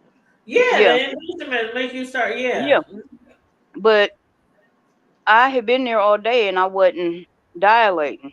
And so when it was about, I had got there at 4 a.m, and by 2 that afternoon, I was only at like 3 centimeters. And so by them giving me the narcotics and the epidural, I'm thinking that's what happened, but I'm sitting in there. I didn't know what was going on. Literally, my aunt will tell you, like 20 doctors and nurses came rushing in the room. They putting a mask on me. They checking monitors and shit. And I'm like, what the hell is going on? Well, my blood pressure was dropping and my baby's heart rate had flatlined. He liked it flatline. So they were like, we got to do this as an emergency. We got to go. And I'm like, oh my God. I'm sitting there crying and all drugged up and panicked. And then, of course, when they showed me this little boy, he was white. My son was white with blue eyes. And I was like, who baby is this? My mama was like, that is your baby, fool. I would have asked the same question, like, Biz, Karma Diva, where the baby daddy at? I would have asked the I same. was like, this baby better get a couple of shades darker or I'm going to have some explaining to do. Because their daddy is not alike. He is not one of them Like nice Karma Diva. Negroes. Now, Karma Diva, you can talk to me. You can talk to me, girl. I was like, oh no. And then, but my daughter, when she was born, she wasn't light, but she wasn't dark either. She's a good mix between me and him, our colors. But in the summer, my baby get chocolated. She gets sun kissed. Girl, me and Karma Diva, me and Miss Sislo, we would we had to do some research. Karma Diva, why is your baby white? Why your baby got blue eyes? Come on, Sislo, we need to do some research. My family. Now I mean, I know the slave masters and all them back in the day. I know they no. You know, some of those blonde Actually, blue that eyes. is not what happened in my family. That's actually not what happened in my family. I don't know how they did it in Missouri, which was a slave state, but she would have been my great grandmother, married a white man, James Gatewood. Mm-hmm. And that's where all the rest of them, like, if you seen, But that's what I'm saying. Shoot, we would have been like, any of the okay, rest, your baby got blue eyes. Now explain. Like, any of the rest of okay, my family, they all got. I mean, if you the see my kids, especially ancestors. the ones Yeah, in Missouri, they are you know what all I'm light saying? skinned with like gray eyes, blue eyes, hazel eyes. They all got And them funny trust me, colored if eyes. my son would have came out with blue eyes, and I know both. Now you can come with them. You know both my baby daddies, and they both black. They black. So if any one of my kids would have came out with blue eyes, Girl, I'd have started off the investigation. Hold on, I don't know hell, if they daddy from. Let me tell you this. They dad. Look, I I don't said think I that really had because sex they with him. daddy from Mississippi. He went, and they daddy from Mississippi. So I would have had some explaining to do had they not got So dark. mine were from Mississippi too. So I'm like, okay, if they would have came out with blue eyes, hey, But, we need to do something. We need to know. We need to do some research. but see, I know that, you know, the babies in my family. Hell, my daughter's eyes was like hazel for like 6-7 months, and then they finally got like a pretty chocolate brown. But like my son, As dark as his my was blue, son's dads were, and I was they would like, have oh, told me, bitch, that ain't you. I am not the father. That's what but let my son have came out with blue eyes, and both my son's dads was black as I don't know what. They were like, No, we going to Maury. We going to Maury tomorrow morning. Oh hell, I begged him to let's go take a damn paternity test. He wouldn't do it. I was like, come on, let's go. Let come pick me up. Let's go. I didn't have to ask mine because they already knew. They was the only ones getting this shit. Yeah. But shoot. He called himself thinking I was with somebody else, but I was like, come on. I didn't have no problem. I was like, come on, let's go on Jerry, Maury, or any of them. We can go. What's that song about? LL Cool J? Doing it well. Hey, that was my song. Hey, my baby daddies, they knew they was only ones enjoying that shit. So even though he knew he was too, but he couldn't be. He was trying to be like Tony Braxton's song. He wasn't being a man about it.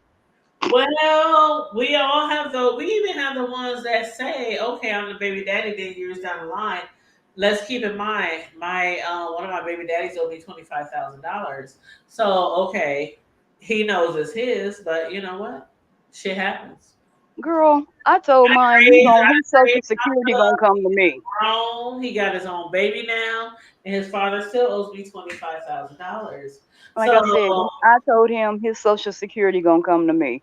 So I won't do what you do. He died. I literally won't get anything unless he died. And no, I'm not wishing nothing on him because the thing about it is, even though I have two sons by two different fathers, I actually appreciate and love them the same. Even though one of them, I broke up with one of them, he never got behind in his child support. He was always there, birthdays, da da da da. The other one, he was always there, birthdays, games, track, going out of town to games. He was always there, but he always was getting behind on his child support. I never treated them any differently at all. Like I say this, it took me a long time to get through the pain, the heartache, the hurt, and it wasn't for me. It was for my kids. But then I had to look at it from a different view because I said by him not being there, maybe that was a good thing. Because his influence wasn't there to taint my kids. Right, and that's how you gotta be. Like I said, my oldest son's father, and I ain't gonna say his name, but a lot of motherfuckers who know me and know why, they know who the fuck he is. But he owes me like 25 G's. Now, there has been times in my life where I have been asked by other people who ain't got shit to do with the situation. Like some dude had owed a whole bunch of money to his baby mama. And he asked her to get it like I don't know what they do, but they go down there and they say I don't want Modified it. or modification. Yeah, something like that. They do something with the court so that the dude ain't got to pay shit else ever again. Oh, So they he had had him asked sign. me one time. Forgiven.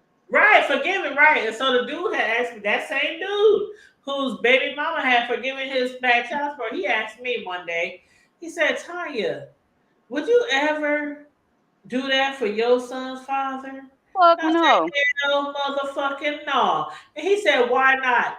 I said, do you know I work 2-3 jobs? The people who know me. They know that I have worked 2 and 3 plus jobs from the time I first had my children. After all the scrimping and scraping and hustling I've done to take care of my kids, why should he get a break? My son plays Why does he deserve a break? all throughout their life, their grade school life, high school, junior high. I mean, you talking about every sneaker was $200-$300, and I'm not saying you gotta spend that much money on your kids' shoes, but my kids played sports, track, football, basketball. They went out of town. They was on elite teams. I mean, just some things that are pure normal to certain families might not be pure normal to other families. Some families are like, I ain't paying $500 for my kids to go out of town and play football. Like, I mean, the prepare for college, the camps, and all. I mean, I did everything for my kids, everything. And one of their fathers happened to always get behind in child support. Did I ever go to the courts and be like, oh, I want to raise this, I want to do? Nope. I continued to do what the fuck I had to do. And so once my kids got grown and that particular parent still owes me all these $1,000 of child support, somebody asked me, would you go to the courts if that father asked you and forgive his child support? Hell fucking no. And my kids is grown. My oldest son has his own family now. But I'm like, no, the things I sacrificed to make sure my children had everything they need without wanting for anything. We ain't never had a light cut off. We ain't never been evicted. We ain't never had a car repo. We ain't never had shit. Because I made sure I did what I had to do to provide for my children and me. And so you asking me, would I ever forgive like his back child support? Are you fucking crazy? That nigga didn't have the responsibilities that I had. If he paid anything, it was what? Maybe a gas or light bill, cell phone. What? Come on now, you ain't paid as much of shit as I did on my kids to make sure their future was great. So no, I'm not forgiving shit. And I might never ever, and that's the thing. I'm not sitting around like, oh my God, I hope he pays. I hope I get a check next week. I ain't got a check in 5 years. Girl. And he owes me $20,000 and I ain't got a check in, hold on, what's this? I ain't got a check since 20. And I want to make this clear. I don't hate him. I don't wish nothing bad on him. Right, I don't wish nothing bad on him. You know?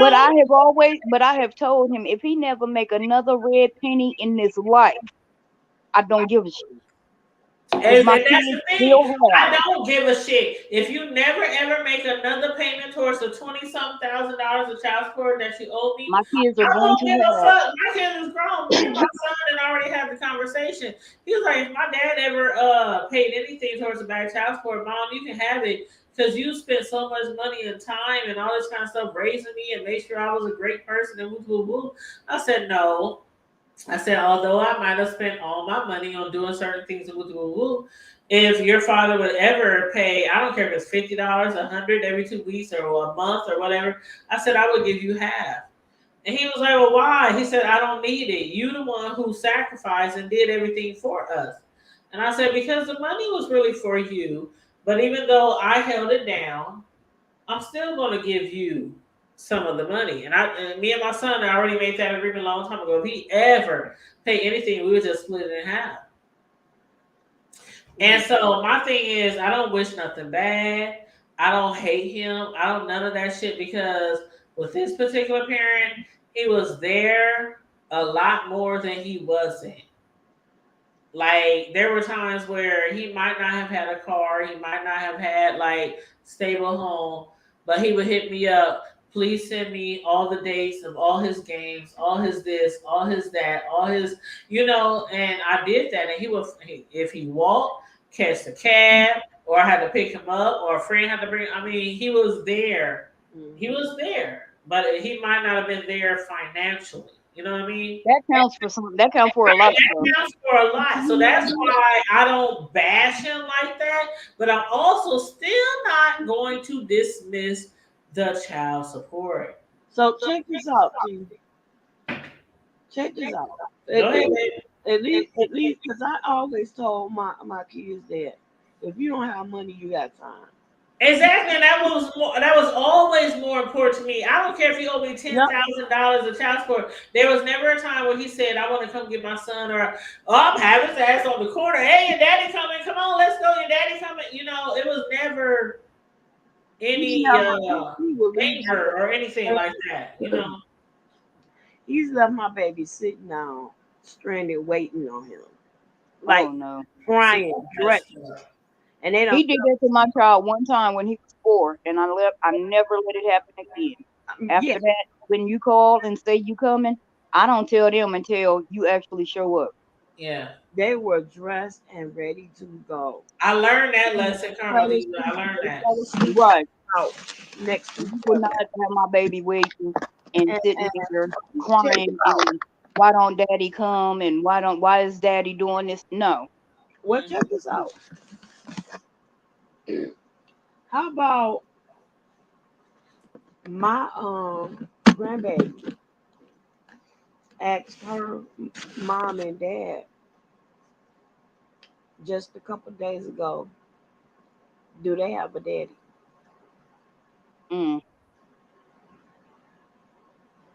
Because both of them deadbeats. And she's never met either one of them. She don't have to ask about grandma. Because I'm there every step of the way. Always have been, always will be. That's because they say mama's baby, daddy's maybe.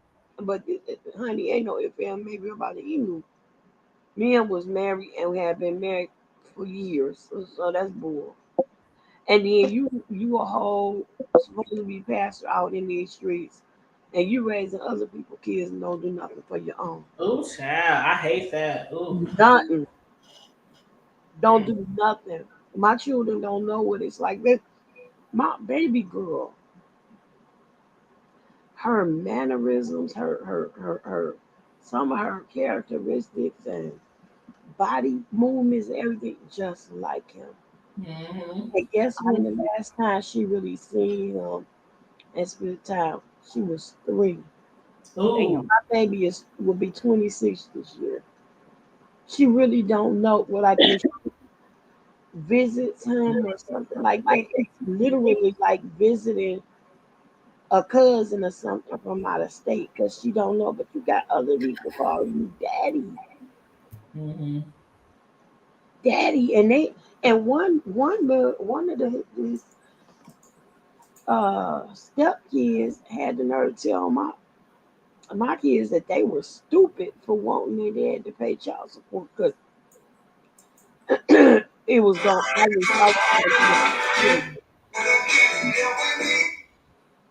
Your mom ain't gonna do nothing but spend it, little boy. You all up in my business.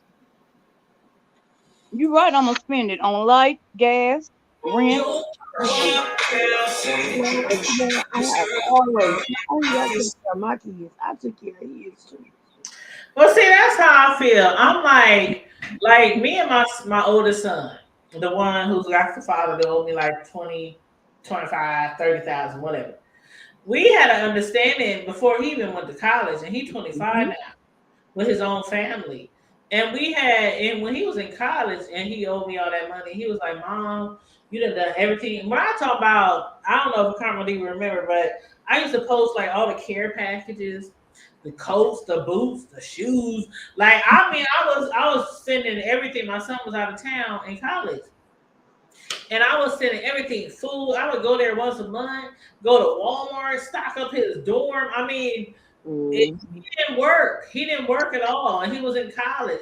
So when the new season came around and he didn't outgrow this, outgrow that, need new shit. I mean, I was buying everything, shipping everything to him, then going up there also and stocking up his dorm at the front of Walmart. So I'm doing all this shit. So yeah, when the time comes around when he'd be like, Mom, you know what? If Dad ever pays you any of that back child support he owes, you done so much for me throughout my whole life. Just it's like reimbursement. That's what it basically is. It's reimbursement. That's what it is. But of course, some dudes would say, "Oh, fuck that! You should get that all to the child." Like, oh, why? You just mad because it was the mother who took care of the child for all the years. Why does a child deserve all of the back pay? Please, somebody explain. Well, I've done all the work. Thank you.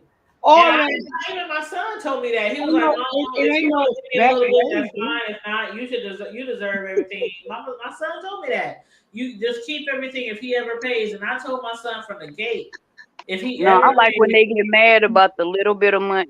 For the most part, most of these average men, the money they pay, and all that money I spend on child support, nigga. Who? Why you ain't? What that should have went on all his I tell sneakers. it. I Nigga, he got light gas, rent, like daycare. I have told that. like Now this, food. I have told him. I said, here, if you think you spend so much on child support, let's do this.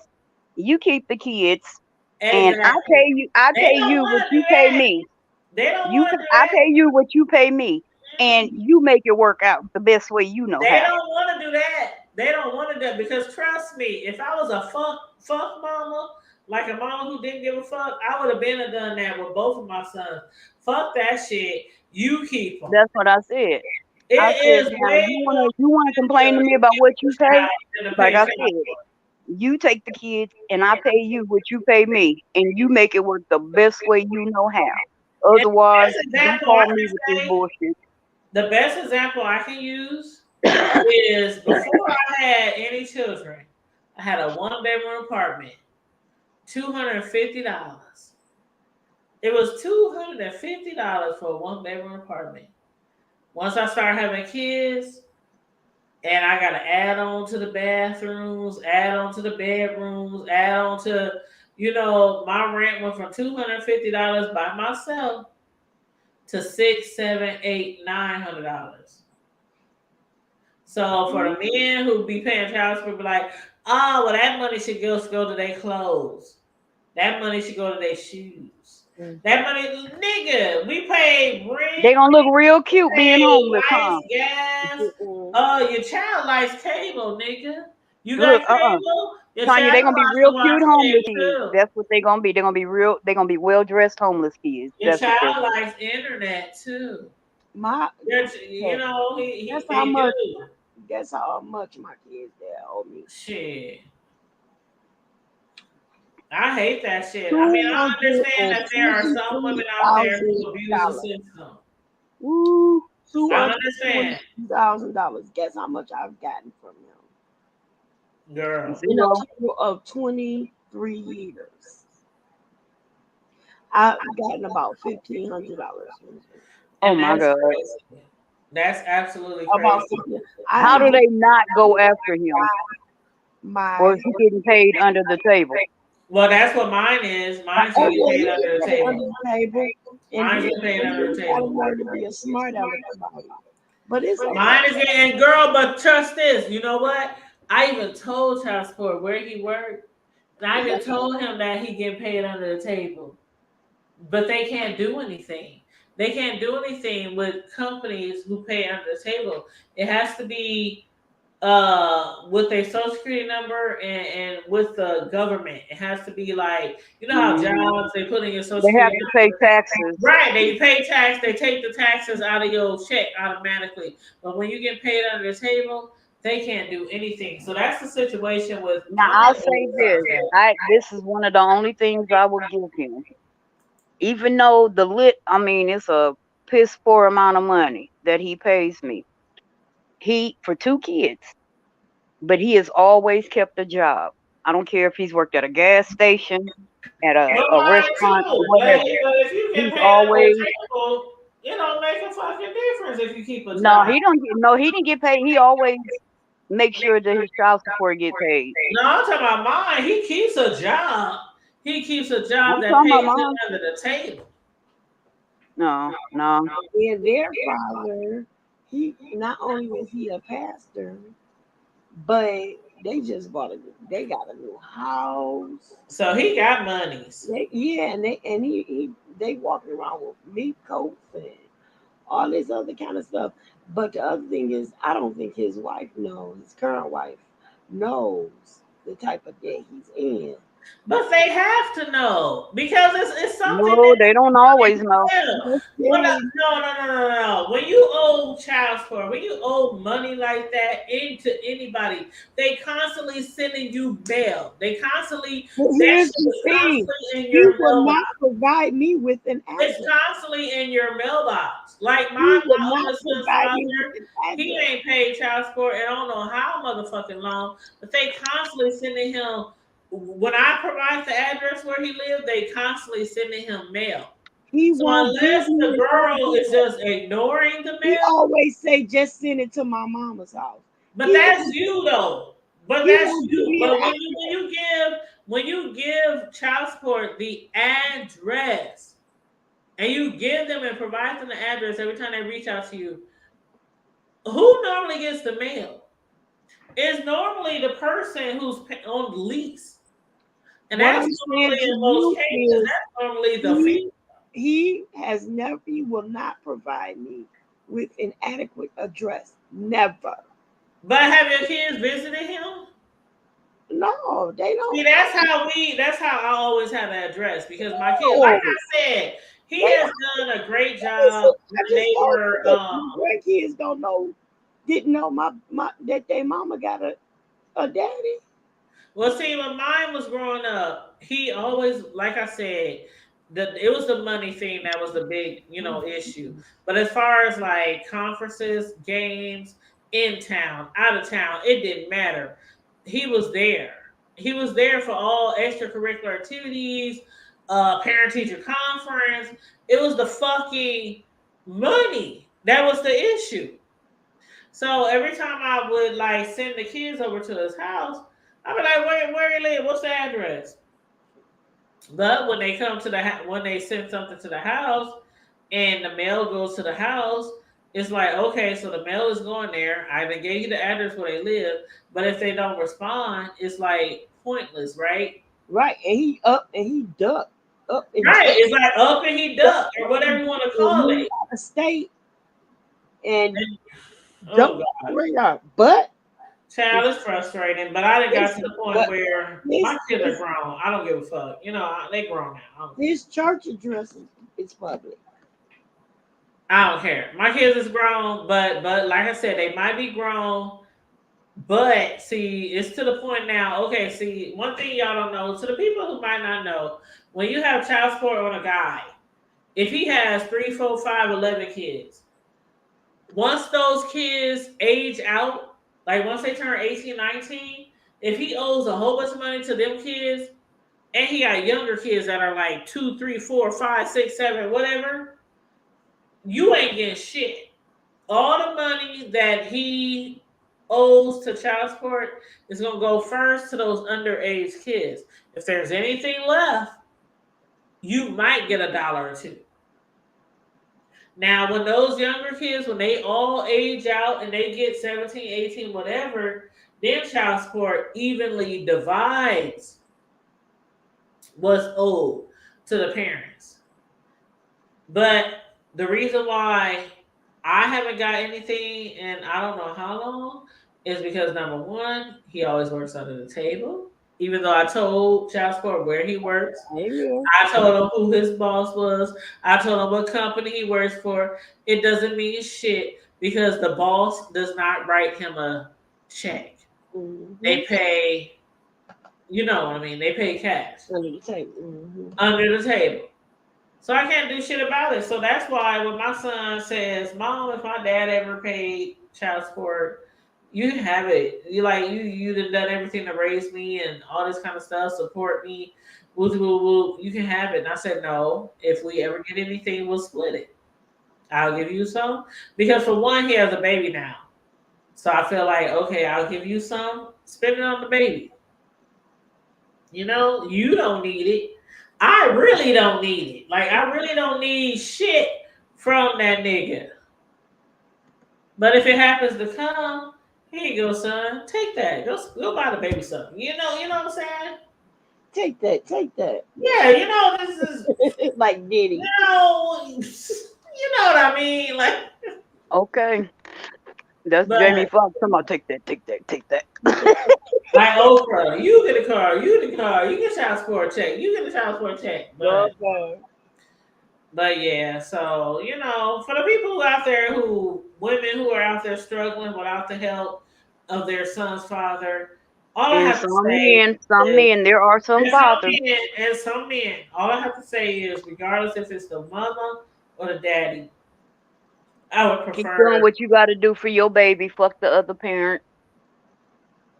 Keep doing what you got to do for your baby. Mhm.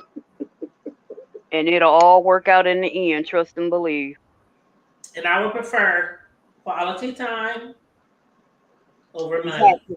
And that was all I said, you know. And that was my shit. Quality time over money. Yeah, that nigga couldn't even do that, and that's free. But anyway.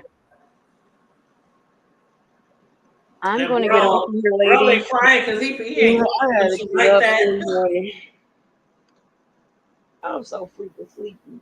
I've been chilling, just chilling. Bro ain't going I through no bet shit you like are that. too. You know to stay back on this one. No Cause he doctor. like, fuck that. He done learned it. Let's go get these niggas checks and hit their pockets. That's how he would be. He been taught well. Yes. Just sit back. Talk well. But yeah, so anyway, I know we've been talking about child support and shit for the last like 30 something minutes, but if there's anything It's been about an hour. If there's anything else y'all want to talk about before we wrap up, I'm totally open, fine with that. No, I'm into it again. Everybody say amen. I gotta get up. I gotta start working 5:30 in the morning. Oh, you crazy. You tripping. But our job means overtime. Oh, overtime. Yeah, I'm back. I mean, I can get a small business loan. Hey. Let's see what happened was.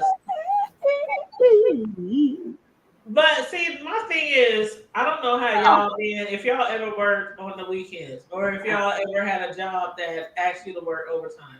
My thing is, if my job asks me to work overtime, I want to get it done. You know what I mean? I want to get it out the way. Like if it's the weekend, I want to get it out the way. So my thing is, we can start working at 5:30 in the morning.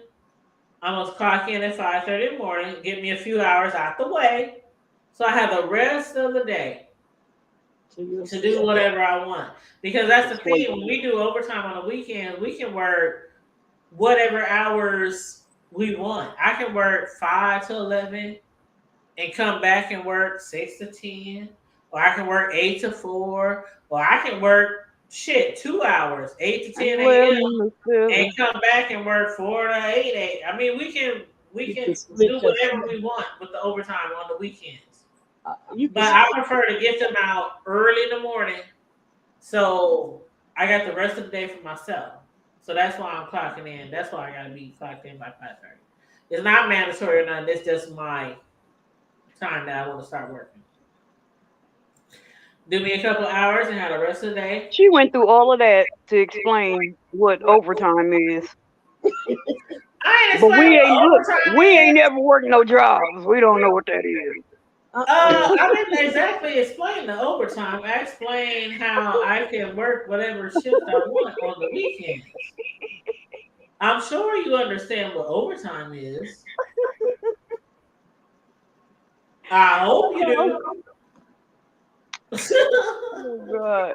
But I was explaining why I had to start at 5:30 in the morning because that was when I mentioned that I heard some little, about me starting work so early in the morning. But yeah. 11 to 7. 11 to 7, 5:30 to 1, whatever. My point is, I'm starting early in the morning so I can get the shit out the way. That's a song I was singing. That's an actual song. I know, but that was my point. Start early in the morning so I can get the shit out the way. But yeah, I'm sure you know what overtime is. I'm sure y'all all know what overtime is. I will hope you do. Time and a half. Right. Give me some minute. But anywho. Well, I love y'all.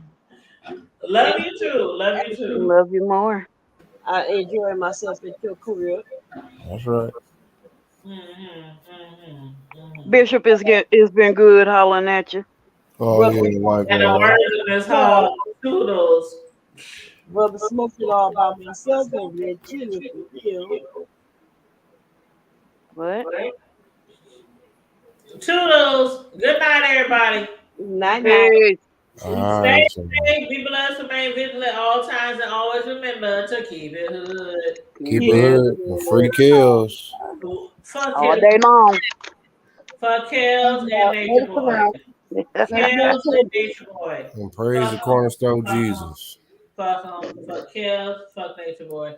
Fuck them. Fuck them. You know what? Go to sleep because you got to be up in 3.5 hours. Bro, you know I gotta get up at 5:30. So, comedy at 8. All right, that means you got 4 hours because you know you got to get up, get yourself together. You and Comedy, listen.